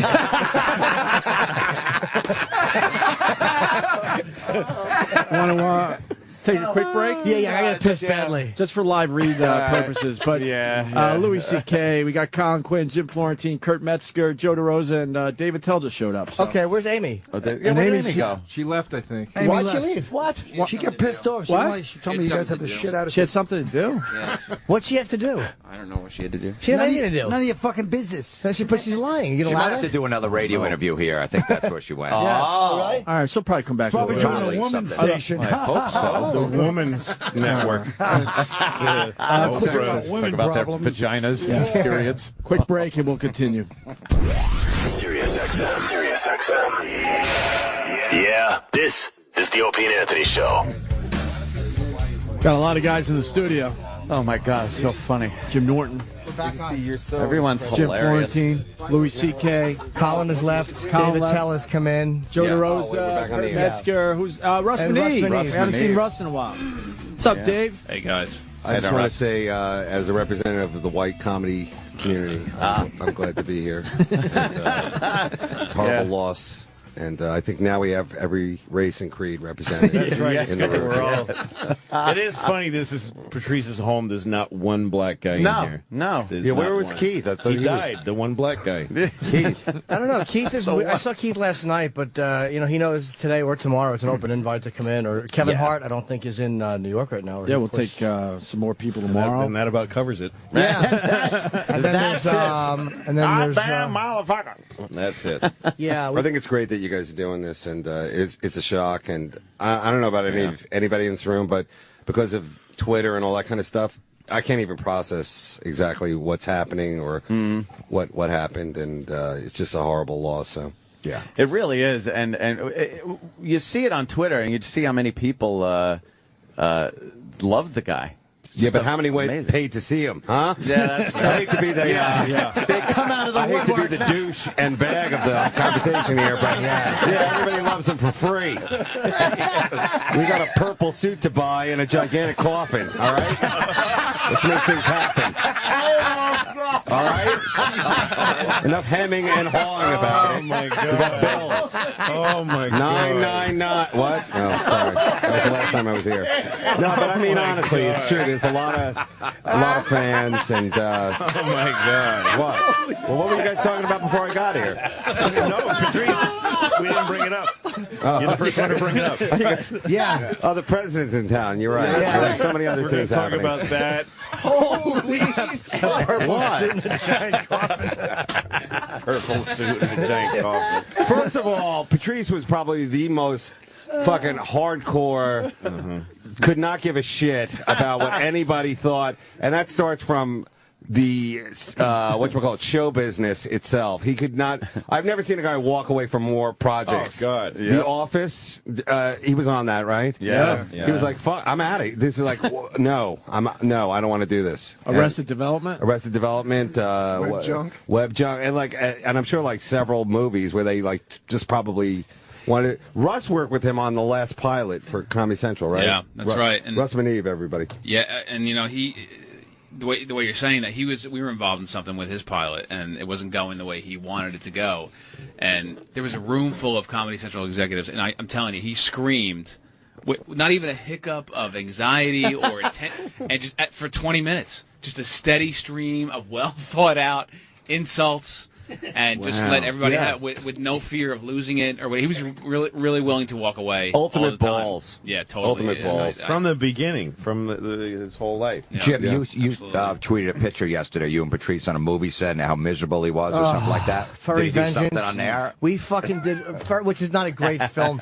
We played construction workers, and we had this. They gave us honey wagons. I saw you guys in two construction Dave hats. just starts laughing. Fire Vengeance. We play construction workers. But I was like the codependent wife. He was just embarrassing to be associated with because we had to go in and do our first meet with the director, and we had sat around all day. And I'm trying to hey, we're doing a movie, and it's a Brooke Shields movie, and we're sitting down, and he's just You're like the battered wife making excuses. I'm like, you know what? He's tired.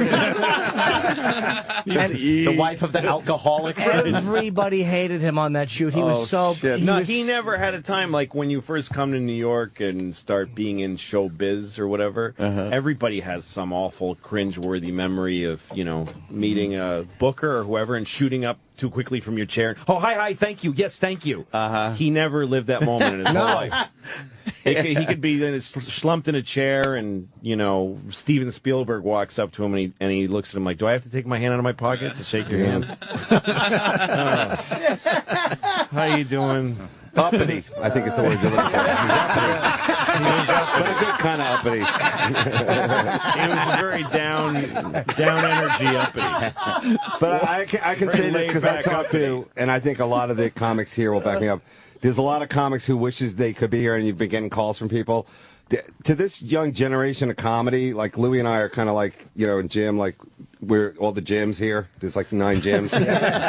we're different. But to like Russ's people and Joe especially, like Joe's people, Joe Jarosa's people, Patrice was the guy that they looked up to because he was definitely the fucking wildest, like, commander of like a stage and like. Especially with the New York City club scene, which is way better than, like the LA club scene in terms of like, you're going to get in somewhere eventually here. It's not like you're going to do a couple of improv classes and meet somebody who does a voiceover thing and rescue a dog and just kill some time, hopefully before you're 40 years old, something happens. But here, like these guys looked up to him because he like could dominate these clubs, and then if he didn't like the clubs, he wouldn't go back. It wouldn't be like this whole thing of like, play ball or whatever. And that's pretty, especially for a guy who is a great comic, you want to see him perform a lot. I don't think Patrice, only on his terms, that's all I'm saying. Yeah, he never lived a false moment, I don't think. No. He just wasn't willing to. Sometimes he would allow, though. Patrice is the thing, and he was his uncomfortability with people. Sometimes he misread situations where he thought that people were being worse than they were, and there was times he would go back and realize, like, I probably shouldn't have handled that way. That was self-destructive. Like he was also good at looking back with self-analysis and going, Remember when Chris Rock gave him that speech? Oh boy. We had Chris Rock in. Well, I remember because Chris and I, when we were doing this fucking stupid Pootie Tang, we were auditioning people, and Patrice was, for both of us, one of our favorite guys. Yeah. We loved Patrice, and we wanted to put him in the movie. And I don't remember which part it was, but there was a big, huge part that was his. Oh, shit. As long as he just walked in and just made a basic effort. And Louis, he was a good actor, right? He was. He was a really good actor. He could act. He was really good. And so it was just, and anyway, Chris and I were working on it together at the time and doing a bunch of things at once. And that audition that he did took place without us there. So we saw a tape. And we just see him walk in with this script at his side and his big hand. And he just looks at the camera like, do I have to do this right now? And he kind of picks up the script with this big, all right. And just starts reading the lines like, this is shit. I hate this. You could see the sweat on his face said, like, I had to walk here from whatever. Yeah. I hate this. And we're like, we really wanted to give him the part, but we couldn't. Wow. But we talked about that he was wasting opportunities because of how much talent he had. Yeah. And if he could make a few little adjustments to doing exactly what he wants every 10 seconds. I mean, he might have been seen by more people. It's hard because we love the guy because he was like that. And when he made it to 40, it was like, all right, you made it to 40 this way. Now it's working. It's just starting to work. But if he had taken, again, I'm angry he didn't take better care of himself. It's part of your job. If you're given, he was giving a vital ingredient to America comedy. Right. And he deprives everybody of it now because he fucking wouldn't stop drinking grape soda. So, and eating McDonald's. Spike Lee loved him too. And he was in 25th Hour. And Spike uses the same guys over and over and over. Yeah. Really? And he does. I've seen all of his films. I don't see Spike in here, do you?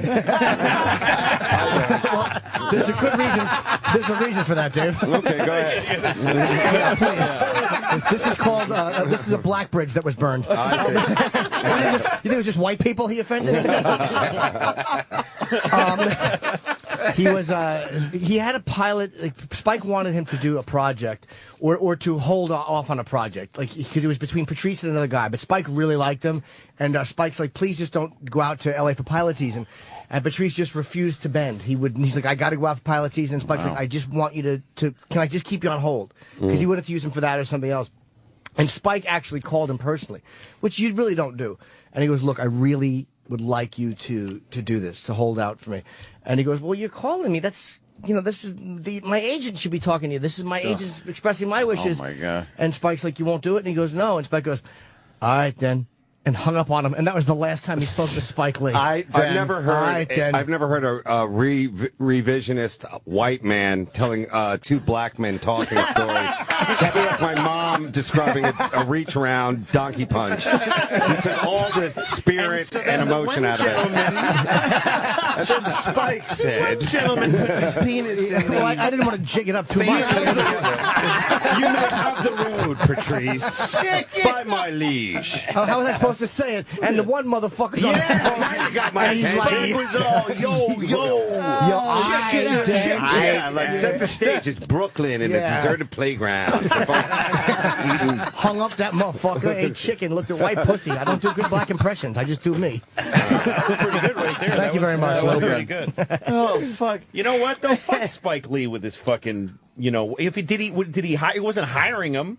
No, he wasn't saying here's money, so don't go get that other money. But he wasn't asking he was him to saying, go get maybe money. I'll give you this. So it was like a test. But now I don't remember the entire story, but he really. Fuck that shit. I'm not in a position to say fuck Spike Lee because I would love to do one of his pictures. Was this before Katrina? From Patrice's. Was it? From Patrice's dead point of view, that's easy to now take. Yeah. Yes, exactly. Fuck Spike Lee. I'm going to say through dead Patrice. And because Patrice, Spike Lee. Patrice don't give a fuck about Spike Lee. And because Patrice is dead and can no longer help me, fuck Patrice. I'm with Spike Lee. Jesus Christ! I'll side with the director who's alive. Yeah, that's right. Louis is the only living director in here. That's right. No, Joe, you made a movie recently, right? I made a short film with Bobby Kelly. Oh, there we go. And Bill Burr. If I don't say that, I'm going to get screamed at. Fucking great, you fucking shithead. You fucking Arab cocksucker. You didn't say my fucking name when you mentioned the fucking movie. Jesus. But these guys, Kurt and Joe and like Jay Okerson and Mike Vecchione, these guys like knew Patrice in the day, right? Like back in like he like kind of like shepherded you white boys. Yeah, he really. Go ahead. He was nice to white boys. No, he really was like. He was, man. Because you guys used to tell me. Because his whole principle was like, never let somebody give you, hold something over you they can take away from you. So that's what, like, at the roast, dude, that was like the most tense, shitty fucking job. And like I had to work with him because he wouldn't talk to the writers. Like it made like a whole stink. He had his manager call. I don't know if they thought I was in an office separately, but they called the writer's room just to talk to me. So the head writer, Ray, picks it up and goes, here, it's for you. And because he just wanted me to go over his jokes with him. So they're really territorial with that shit, dude. Like, that was like a whole thing. And he didn't give a fuck. And I watched Ray talk to him. And Ray's a fucking really good writer, but he's like the same kind of like, the same way Patrice would be as a comic. He's like that of writers where he won't like... Ray's a really funny dude. Yeah, he's a funny dude. But so I watched Ray on the phone, like, trying to talk down, like, tell Patrice how it was going to be. And I just saw Ray silent, and his neck turned red. And I found out later, Patrice, like, he told me, man, I don't give a... You ain't the head writer of shit. Like, I don't give a... Don't ever talk to me that way. Like, he just, like, slashed him down.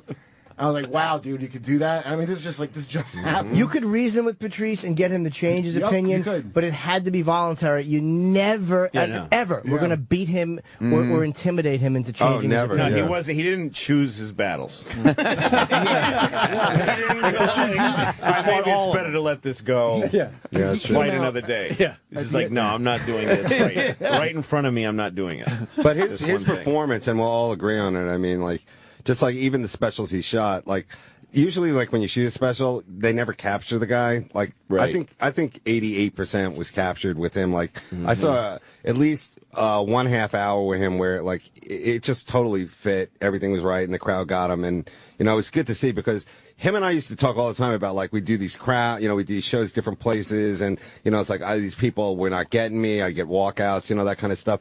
And, like, for him especially, because, like, I'm a bit of a fag. Like, I'll, midget joke my way out of it. He didn't have any of that in there. He'll fucking go harder and harder, He was one of those guys, yeah. When it turned ugly on stage, he'd be like, okay, you want to do it like this? Yeah. Now, he wouldn't dance around and try to find a way back in with them. There was so many. Okay, we're enemies now.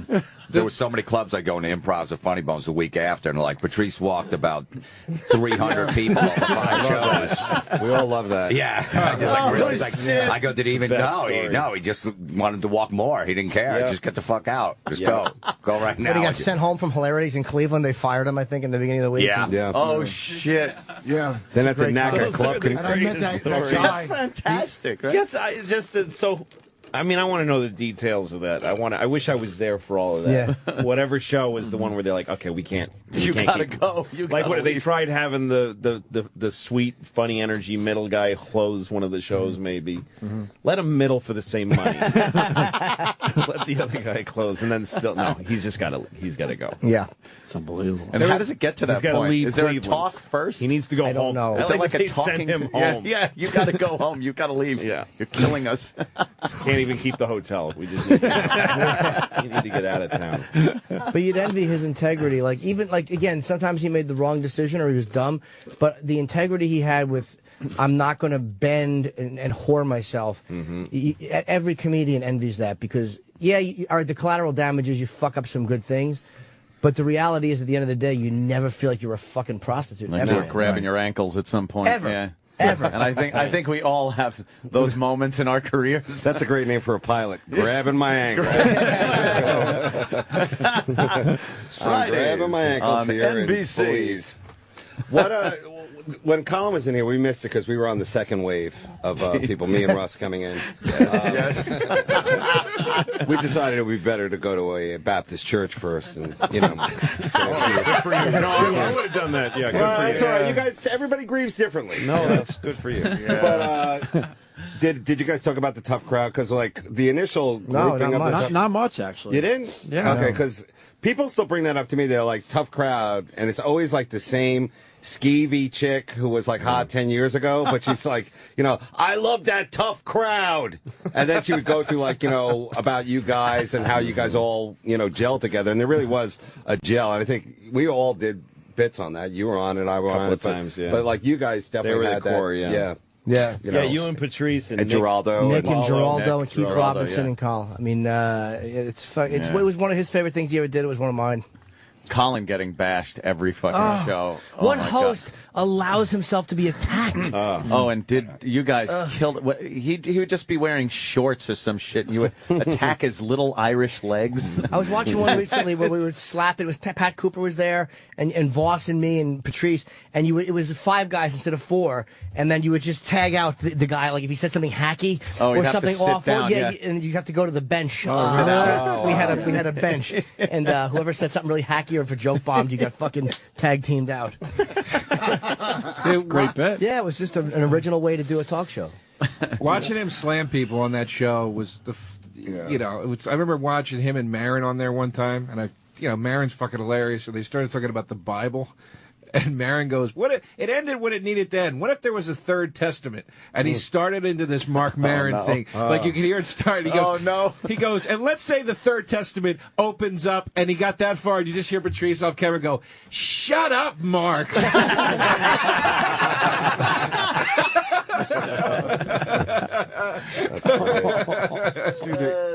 Did you already watch the clip of him trashing that fan? A tough crowd. I wasn't there for that was a good one. That's so great because that fan wants to stick to his Vietnamese guns and doing that voice. Yeah. And Patrice just won't fucking. He's like, "Will you pull out of the Vietnam Matrix?" For God's sake?" He'll have no part of it. Yeah. And he's just. I mean, it's because it's all his insults. It's like what you were just talking about. All his insults are like insightful. Like he scanned you and figured your shit out. Yeah. Exactly, man. Yeah, he didn't just throw out shit that was surface insults. he knew what the fuck would get you. He profiled people extremely well. Quickly, too. And that's why when he smashed you with something, it was like, oh. It was personal. Yeah. Like, you walk into the Comedy Store and he'd stare you down for like 20 seconds. You knew it was coming. You're like, all right, fuck. And then you got a personalized bashing. The worst, no though. stab. He's been looking at you with the red Terminator screen, like doing an analysis, breaking it down. He walked people in regular life, not just in show.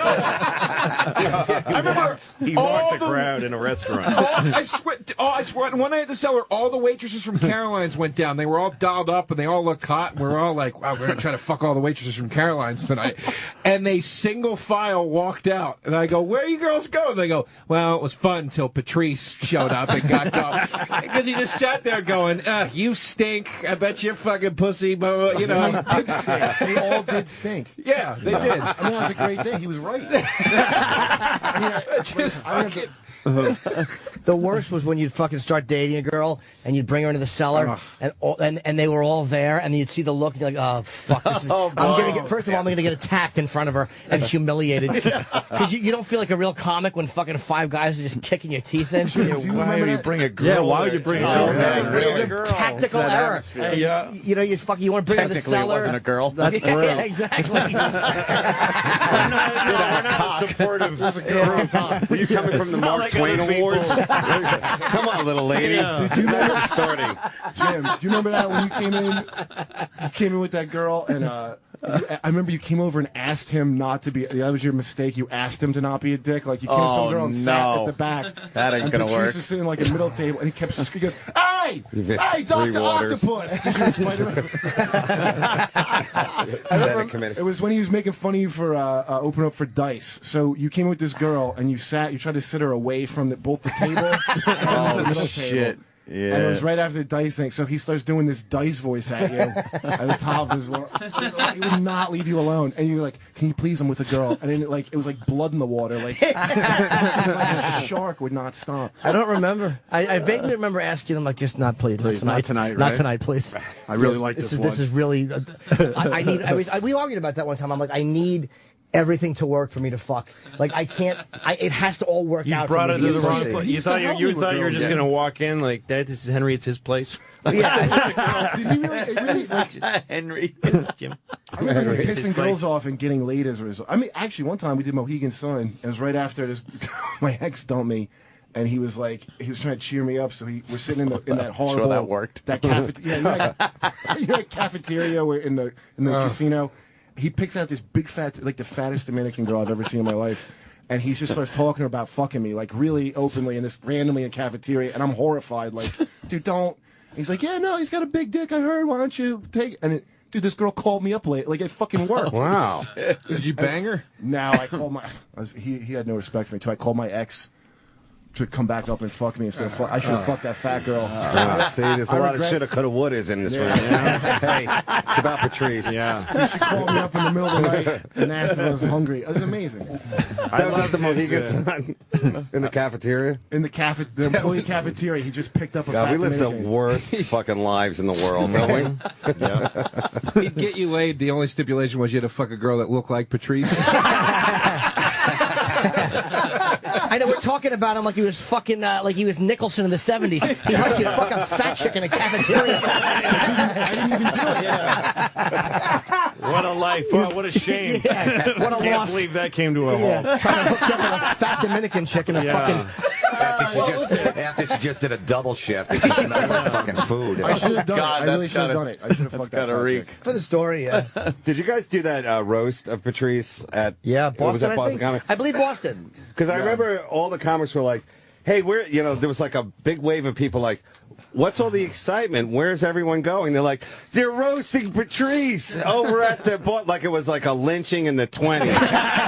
Just like freckle face guys who are no longer comics and just like weird. Like ventriloquists were running over, magicians, everybody like, we're going to get him. And then all these long faces leaving because Patrice can hold his own. Yeah. Like a wildebeest. Like in that animal video where the wildebeest like saves the smaller beast from the lions. From the lion. Yeah, like that. He could hold his own. I remember that. I think I remember that. Is that where Keith bombed? Yes, I think that was the one where Keith went up and tried to just improv. Like, why are we roasting this man? I remember that. Yeah, that was the one. Yeah, he came in late.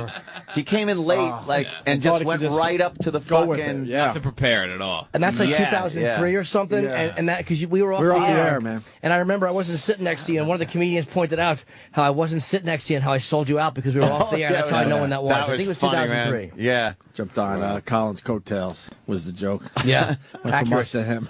Yeah. That's sad. I love his bits about being paranoid as a black guy, like not one. If he threw away a soda, Oh, that was fucking brilliant. He didn't throw it out on the street because it might land next to somebody, like some dead girl. Dead white girl. Yeah. He'd be the Coca-Cola killer. The Pepsi Cola rapist. He's like, go over a hill and land by a dead white girl. The Pepsi Cola rapist. And he'd always get a receipt, so it was marked what time it was. By gum. That's actually, you know what? I think there was some truth in that, too. No, That there a was. fucking, You could tell. That's why it was funny. But that's what it was like a totally other thing. Yeah. It's like I remember reading a thing about Rocky when they made that movie and that Stallone was peddling the script. Nobody wanted to make it. Right. And then whoever made it, the guy, producer, said he's reading yet another boxing picture. Like there's so many. Who's going to want to make this? And then he goes, and then 3 pages in, this guy's talking to his turtles. And I'm like, what is this? And it made him pay attention. That's what Patrice was like. He's like, here's another big black comedian on stage. Yeah. I'm going to watch him with one eye open. And then he's talking about this Pepsi Cola rapist thing and these silly, weird, totally different insight into being a huge black guy than anybody. And you go, wait a minute, a whole other thing. I thought you were going into a different direction where you were saying trying to convince him of something was as frustrating as talking to turtles. Like you have a better shot at winning an argument with them. But we all agree he was black. He was black. At the end of this, we're all going to say he was black. Oh, man. Really? And from Boston, too. He was a black guy from Boston. So, Louis, do you think you ever met him like as a child? No. Oh, no. Because you're from a different town. No, Boston, totally segregated. Would you say Boston is? I mean, I don't. We know. Giantly different. Like Nick DiPaolo probably never saw me. Never. No. There was maybe in a they school bus. did not walk on the same street. Nick wouldn't even sit on the couch with him on Tough Crowd. No, every time I had a Boston comedian over, like sometimes a Boston comedian would call me when I first moved here and ask to stay with me to try to be in New York. And we'd be like on the Upper West Side, and he'd be like, "Why you live in a black neighborhood?" Like literally all the time. You see any black people, it must be a black neighborhood. Yeah, for 20 blocks. This is black neighborhood. But Patrice. I don't know what part of Boston he was from. Roxbury. Yeah. Right. Well, that's a good place, right? He was the best to argue race with, though, because even when hours, because even when you didn't agree with it, he always had a great point of view. It was like, and you always had to respect what he was saying. It's like it wasn't just the typical black guy sounding off about race. Right. It was a well thought out point. Yeah. And he was right about white racism. Like he knew more about white culture than any black guy I've ever. One of the most white people. Yeah. I've talked to 3 or 4. Yeah. No, and he was basically a very. Yes. I just realized who was talking. Yeah, actually, it was 2 of them, and you talked to them both twice. This is too. I thought it was 2 totally different This is guys. too white on black. Let's ask somebody of a different creed. Russ, you're kind of Asian. You have to stand up for our only celestial in the room. No, but he was fair. I mean, it wasn't like Jim said. It wasn't a knee-jerk black, response. He was fair, and he stood up for white people as well. And he didn't like white women, which threw me immediately, being a black comic. He do you think slept that with a held few, it back though. more than anything? That he didn't like white That he women? didn't like white. He didn't bang white chicks. He did sleep with a few white chicks. I know, but it didn't help his career like a lot of the other. like your Sammy Davis. Your Russ and I were talking about something that we're the weakest generation of comics on the way down there, because we're like, think about it: Don Rickles, Joan Rivers, people have been through wars, just all these amazing things. They're still going. It's like us. Who knows what's going to happen? So fast. Yeah, all of our Freddie guys, Roman all is our still best around. guys. Yeah. And Freddie Roman. I mean, like just so many. Jackie Mason alone, like he's doing something right now. Yep. Who knows what he's doing? Exactly. That's a frightening thought. Denying paternity The cast of that's Hot true. in We Cleveland. lost a lot. Hedberg this year. Oh yeah, I can go further back. Oh yeah, even Jerry Wilson, Jerry Red Wilson. Fuck yeah, Jerry. This year was Schimmel. It started with Jenny, Richard Jenny. Yep. I guess you could say that was like in the Drake Geraldo. Sather. Oh, Died the that same guy. way. That was that was the shooting himself. Wow, this is depressing. Patrice DiStefano. Hedberg, Geraldo, Mike DiStefano, Freddie Soto. Freddie Soto, that's right, yeah. Jesus, yeah. Jesus, comics die more than rappers, dude. They really do. They It's do. amazing. Rappers are healthy now. They live a good life. Yeah. Yeah, they're all drinking wheatgrass. What happened to you guys? Criminals. Vitamin water. Wheatgrass and Red Bull. Is there anything the fans can do, like any donation set up by the family? Honestly, or, what I think is we're gonna figure need money or like, no, but I think a show of support.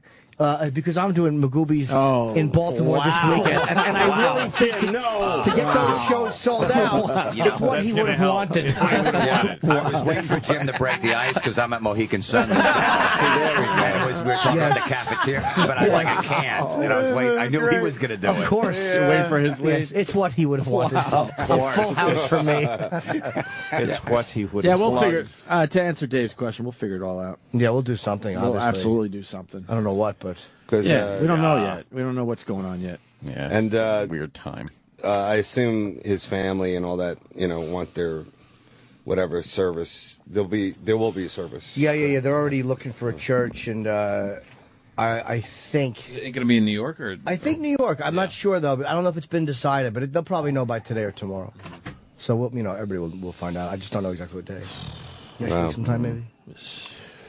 Yeah, it was so hard to just even sleep last night. Every time you start dozing off, you just think about it. It's one of those. He rocked on this show. You guys really sucked. We were fortunate, man. No, you guys were very cool to bring him on and let him be himself. If he sucked, he wouldn't have fucking been on. but He was so good at just talking about anything. Yeah, he really was. So insightful. And a lot of listeners would write in and say shit like, "Oh, I don't agree with him. Fuck his opinion on this." It's like, is that really what they said? All right. They get that mistook out of here. Yes, they did. What's that cantaloupe doing? Your crowd's a little, That guy's a real nincompoop. A little rough around the edges. There's no Occupy. You got the Outback Steakhouse crowd. Not the Occupy Wall Street. This was fun. Yeah, Now it really goes back to sucking. Made me laugh a lot today. Yeah. Just talking about all that shit. It's still very hard to watch videos and shit like that. Impossible to digest at this point. To do that. Yeah, it's impossible to digest at this point. you can't. It's a goddamn shame. I was on my way out to see him, and I got the phone call yesterday morning. Did you get to see him in the hospital? Yeah. Took that U-turn, huh? I didn't see him. We went the day before Thanksgiving, me and Matt Frost, and you just talked to him for a few minutes. You knew he couldn't hear you. I told him everybody was asking for him, and hoping he could hear, but kind of hoping he couldn't, because he was on morphine. It's like you don't want him to know. Yeah. And, it was very, very sad. He wasn't responsive at all. No, not at all. Okay. I don't believe so. Matt Frost said he might have made some type of a gesture, but you don't know if that's just. Jeez. Oh, that's horrible. You don't know if that's involuntary. Yeah. And for somebody so mentally outspoken, that's just it. Yeah. To be like in a locked-in syndrome. It's That's terrible. That's horrible. It's the fate worse than definite. Did he you think he recognized? I don't seeing you know, guys? because we didn't know he was going to die in a few days, but by then I think he was very heavily medicated again. It was just, so I'm almost hoping he didn't know or it filtered in somehow. Yeah. I don't know. Yeah, good that we had a lot of laughs and ended on a great note. Yeah. I think the fans wanted to know too. That's such a sad. Yeah. Watching it, it's a blessing then if he's. No, I know, yeah, because somebody like that, you don't want to think that they're put in a position where their cognitive They know exactly what's going on, but they can't express themselves. Because that's what he did so well. Yeah. Is just Do you know how bizarre it is to have a one-way conversation with Patrice O'Neill? It's the most surreal thing I ever did in my life. I'm like, I could just say anything and you can't respond. Oh, I wish I had this opportunity years ago. You should have spent 12 hours there. Oh, just trying my jokes on him. Patrice, everybody misses you. We hope you're well. Black people are responsible for their own plight. And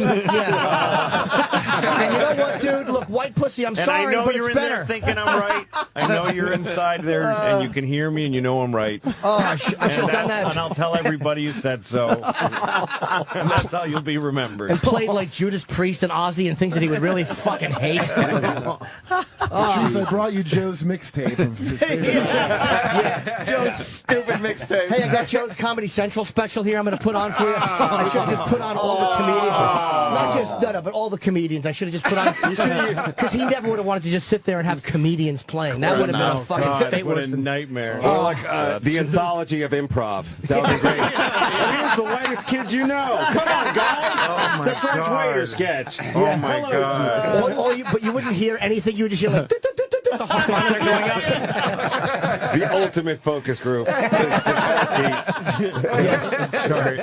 There was nothing worse for me than being on stage as a seller and Patrice had to go to the bathroom. I'm walking by that stage and I'm just shaking his head at you like, you stink. Nothing worse. I would just pray he didn't have to go piss when I was on stage. I got that look every time. I used to go on the road with him to open for him sometimes, and he'd sit in the wing, like of the stage or whatever, and you'd walk off stage. You'd have a good set. You'd walk off stage, you get applause, and he'd just be shaking his head, going, I guess I'll go try to clean up that fucking mess. Well, I had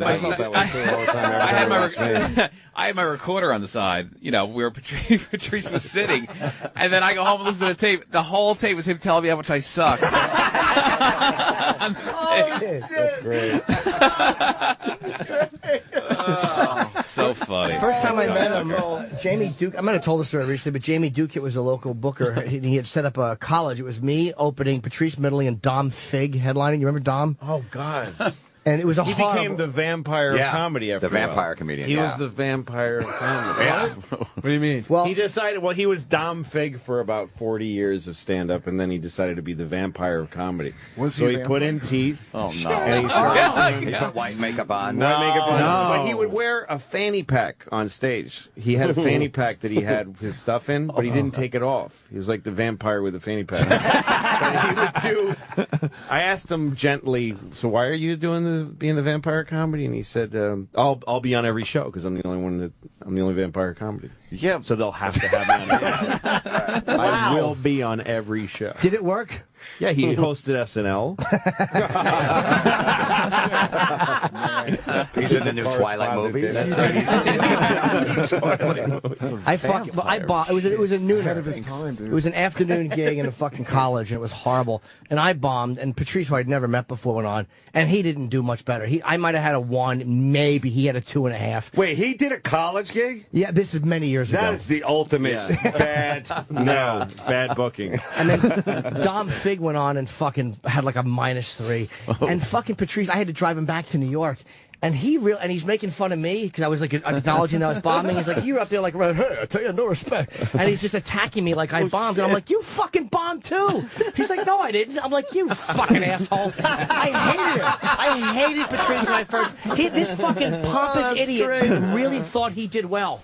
You really couldn't stand him at that moment, right? Motherfucker, I hated him the first time. I think that was the way people took you. You hated him the first time, and the next time you see him, you're like, "Oh, there's that guy." There's that asshole But if you start there with somebody, there's like nothing. What else is he going to do? You're going up. And then he'll charm you. Anything he says, I don't remember when I liked him. him. He's all right. He's Like, all right. Part of the burden of it was always like I always said hello to him the wrong way or something. So like, I came up one time I slapped him on the back. He's like, "Don't you ever come up to me!" I'm like, "All right." It's like an emotional burden. No, sometimes I see him and I'm like, I'm not sure exactly the perfect way to say hi to him. I don't even want to try. I'm going to get called out on some bullshit just for, "What's up, Patrice?" Oh, come on with that. What's up? Yeah, I don't want to examine my whole life every time. We were driving back from Montreal once, and we were lost. We couldn't find the highway, and we pull up to this guy at a stoplight. Patrice puts his head up the window and goes, "Excuse me, sir. Excuse me, kind sir. I need directions to the highway. Could you please direct me and my lost friends, please?" Right? And the guy goes, "Yeah, sure, man. You just go." And he just fucking rolls up his window as the guy's giving him directions. And we're laughing so hard. And he's going, "Wah-ha-ha!" He's doing the fucking trees, and then he just goes, "God damn it, I can't do it." And he rolled his window down. He goes, "I'm sorry, man. I'm sorry. Give me the fucking directions." He was telling me a story about a comedian he was having a problem with in Boston that was bad mouth, and I'm giving him a hard time. So Patrice just calls him up on the phone, and he says, "I hear you're bad mouthing me. You're saying all this shit." And he says, "Next time you're on stage," and very calmly, he's like, "I'm just gonna walk in, and I'm gonna throw a chair at you." And then we're just going to see where it goes from there, and I'll just keep throwing chairs. Just the way he so calmly said it to me. And I'm just going to throw a chair at you.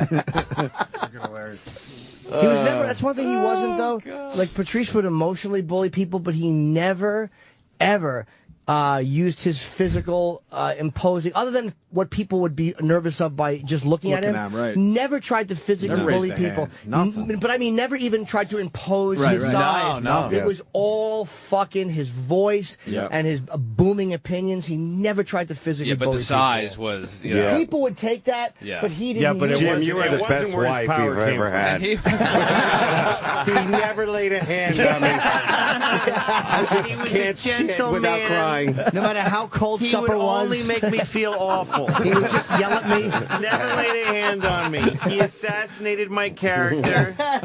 He made me hate myself. But he never laid a hand on me, not one time. Oh, shit.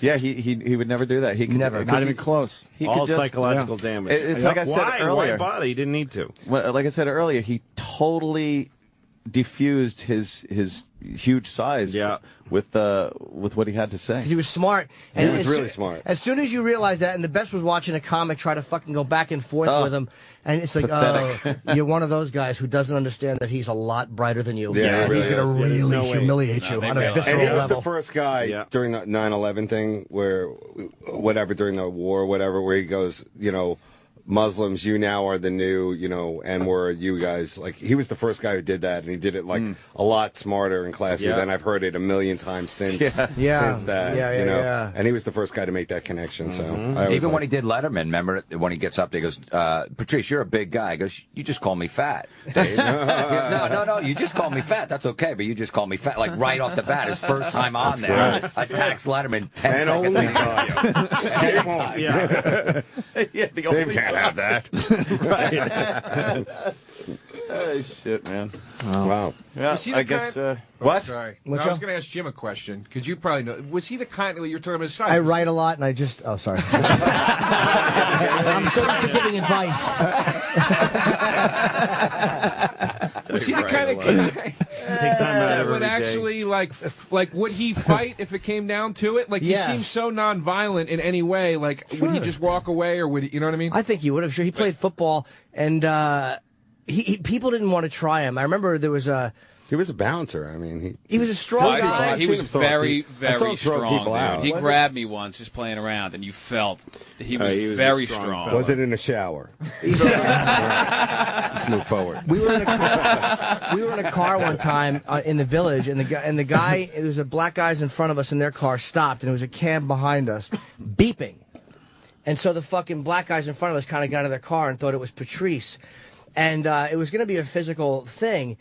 And the guy said, and Patrice is like, hey, gangster, it's him. And the way he spoke to the guy, you realize that he wasn't afraid of a physical confrontation. The guy didn't back him off.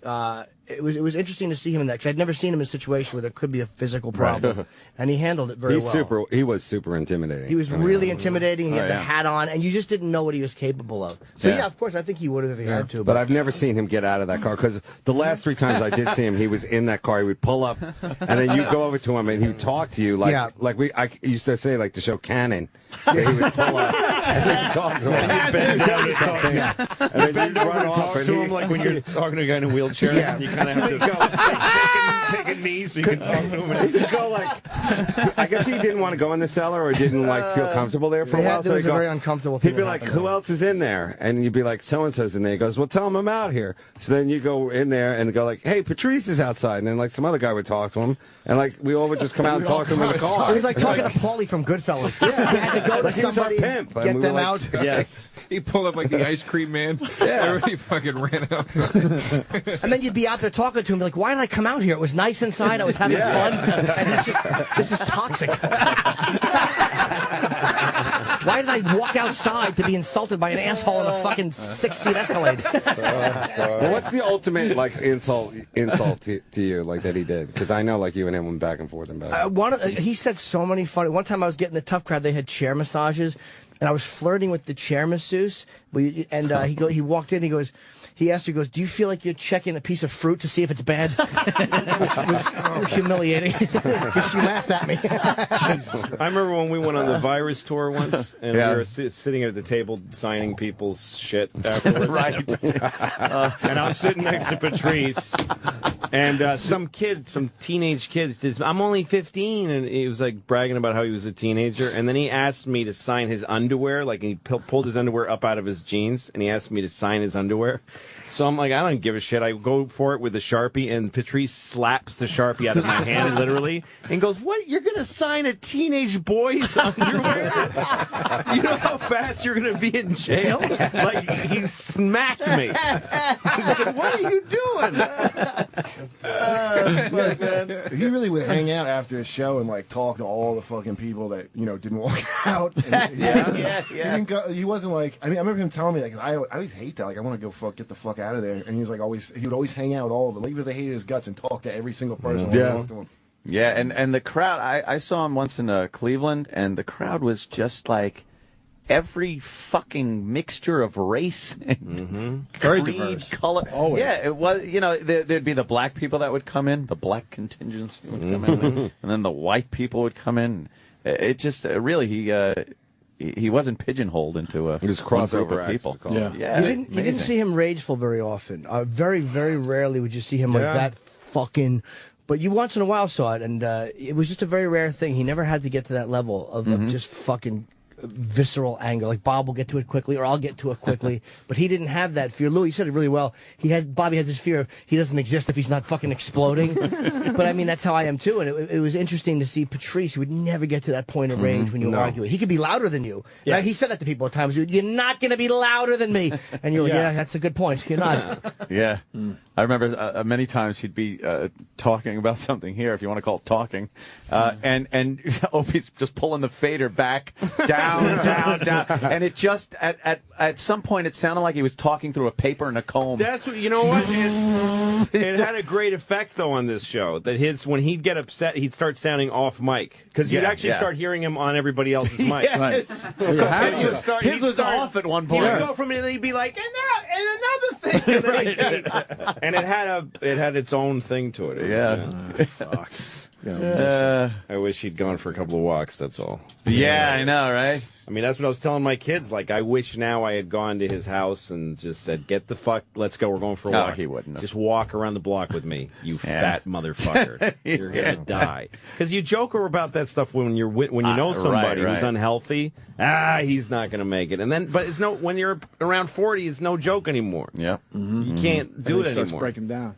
How do you understand this shit? In the end? I don't know what you do with a person who's alive when they're not taking care of themselves. Do you learn from this shit? Like, I don't know. What do you do? I don't know. This is brutal. I mean, I remember when Geraldo was in the hospital, I thought he'll be okay. Right. And when he comes out, I'm going to call him and say, hey, man, I don't drink. If you want to go to a movie sometime. Maybe a hard thing about being addicted is that everybody you know does it. And, like, I don't do anything. And by the way, never once has somebody been jonesing for coke and they said, all right, instead of getting high, I'm going to go to a movie with Louis C.K. You live in a little house on the prairie? You just make some cornmeal. Bagger bags. Really are talking yourself up or really talking coke down. We'll go to the pictures. He'll be fine. The picture show. Coke is like going to the movies alone. You people don't understand. It's hard. There's two competing things you want to do so bad. Dave, how do you make sense of this? Do you? Actually, there's two ways to look. One of them is Louis' way, which is like, it would be great if he had cleaned up his act. The other one is that, like, I consider him like one of the last great, dirty, filthy, genius warrior comics, and that, I think he, unlike a lot of the people in this world, got to live, say, and do pretty much everything he wanted to do. It's kind of sad that he left so early, but, to be honest, I think he wouldn't have wanted it any other way. It's a sad end. But from seeing this over and over and over, it's like, the guy was incredible at what he did. And we're just kind of lucky that we all got a chance to see it live and get to know it. And for the fans of Patrice and comedy like that, really, that kind of comedy is not going to be there forever. So, it's every day it's getting a little tamer, it's a little lamer, and it's a little more, crunchy. So, if you like somebody brutally great like that, you should really go see it live. And I think that's the point of it. But I have no answer on what it is. It just he would have been. He was getting better. Yeah. And his voice would have been more. It would have just gotten better. It's not like being an athlete where you just have your golden years and you phase out. Comedies, you get better when you're mature. Dave's getting better. Everybody I know is getting better as they get older. I'm holding, I think. You've gotten better. Thank you. And Jim's gotten better. Jim is a whole other guy. You get older and you get better. I liked this guy. He would have gotten better. So he had this fuck you, fuck it attitude. But if he had just fucking got the calories down, it wasn't like because he would be better. We'd have more Patrice and better Patrice if he had just fucking lived longer. It's just sad. It's just sad to me. If we're 65 and talking, what we had. No, I am comedians grateful. do. With 65, we're talking. That'd be like 24 more years we could have had of him. Like everybody's right. A whole other thing. Like he did do what he wanted, and he did say whatever he wanted. You're right, and Louis is right too. That it's like, hey man, I wish he would have taken a little better care of himself. Well, that's not a guarantee because he was diabetic. But you kind of wish that you would have known that wasn't the case. Sure. I'm glad I was as good of friends with him as I was. Yes. I'm happy that I was as close to him as I was. What bums me out is an avoidable loss of a great voice. An avoidable one. That's a drag to me. Yeah. But Geraldo like when Mitch died, some people were like, don't focus. Like when people saying that he had died of an overdose. Some people were like, well, don't focus on the negativity of his. No, do focus on it because the fucking guy was in his 30s. Yeah, and he could have had a huge life and career, and he could have given a lot more. And he died of something that it should be pointed out what killed him. That doesn't have to kill a person. Right. That's a fucking mistake, and some people take that shit lightly. Some people go, you fuck around with drugs. It's so well. No, it kills you if you keep doing it. And that's sad. It doesn't have to be. So I wish he'd taken better care of himself. That's all.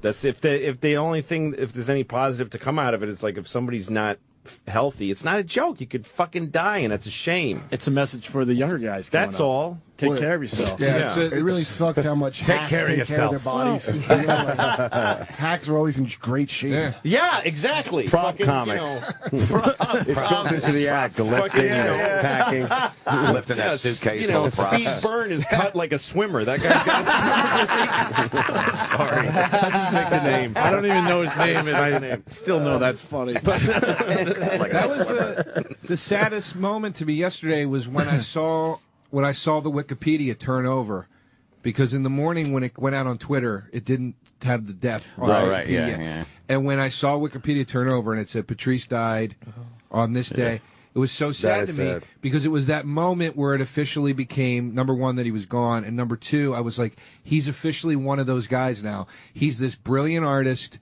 that, just like the guys I found a million times, discovered, and then you go on Wikipedia and go, I want to learn more about this guy, and then you go, fuck, he's dead? Yeah, There's an end to this it. Guy's dead? Well, like, now that's he's embossed at that age now. That's Right. it. That's the end to it. Really sad. Yeah, that is. I hate the idea of not getting any new, something new that I when haven't he did a heard. half-hour special back when we did them at the, there was a bunch of HBO half-hours that got done, and he did one when I did one. And did you do one of those half hours? I didn't remember. I did a that. half hour, and it was a new thing for him. Like, it was something that he was unsure of. And I remember the first show he did, he almost like froze, like he couldn't get through the show.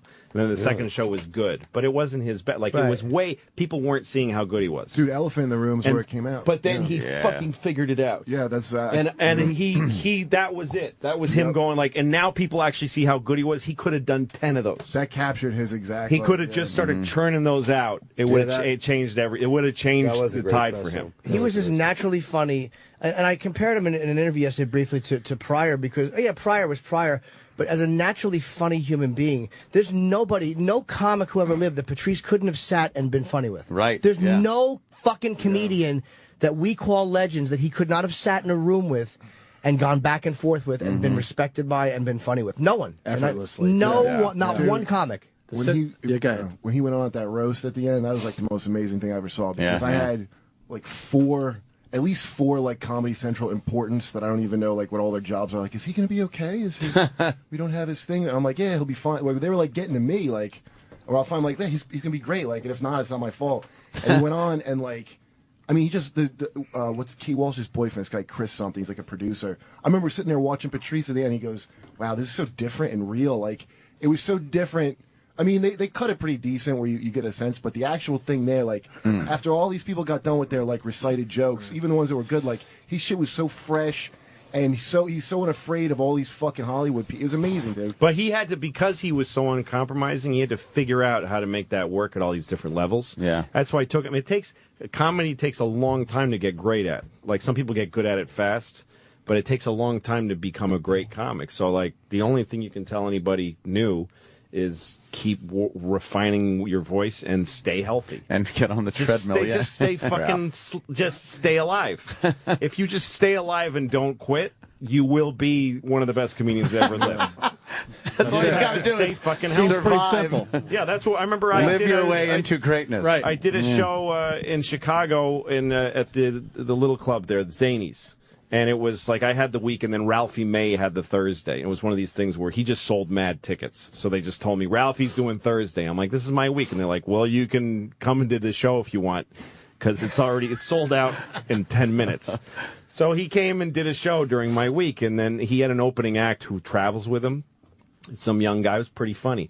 And he said, and he was sort of in Ralphie's orbit. Not just because he's a planet, but he was one of those guys who had guys with him, like an entourage. And he said, "What? You got any advice?" I said, "Yes, stop traveling and getting high with Ralphie May. Like, don't that road that you're on of like getting stoned with Ralphie, going to McDonald's with him, drinking several beers at the end of every show. You can do it and enjoy it. It's a choice, but you're not going to be. You're not going to get to the next. You're level. not going to get there. Right. It takes a long fucking time. Yeah. How does Ralphie not have a stroke, by the way? Like, Jesus. I guess be white. He just got sick. You know? Did you see where he hides his weed, Ralphie? No. He pulls his pants. It's under his fat flap.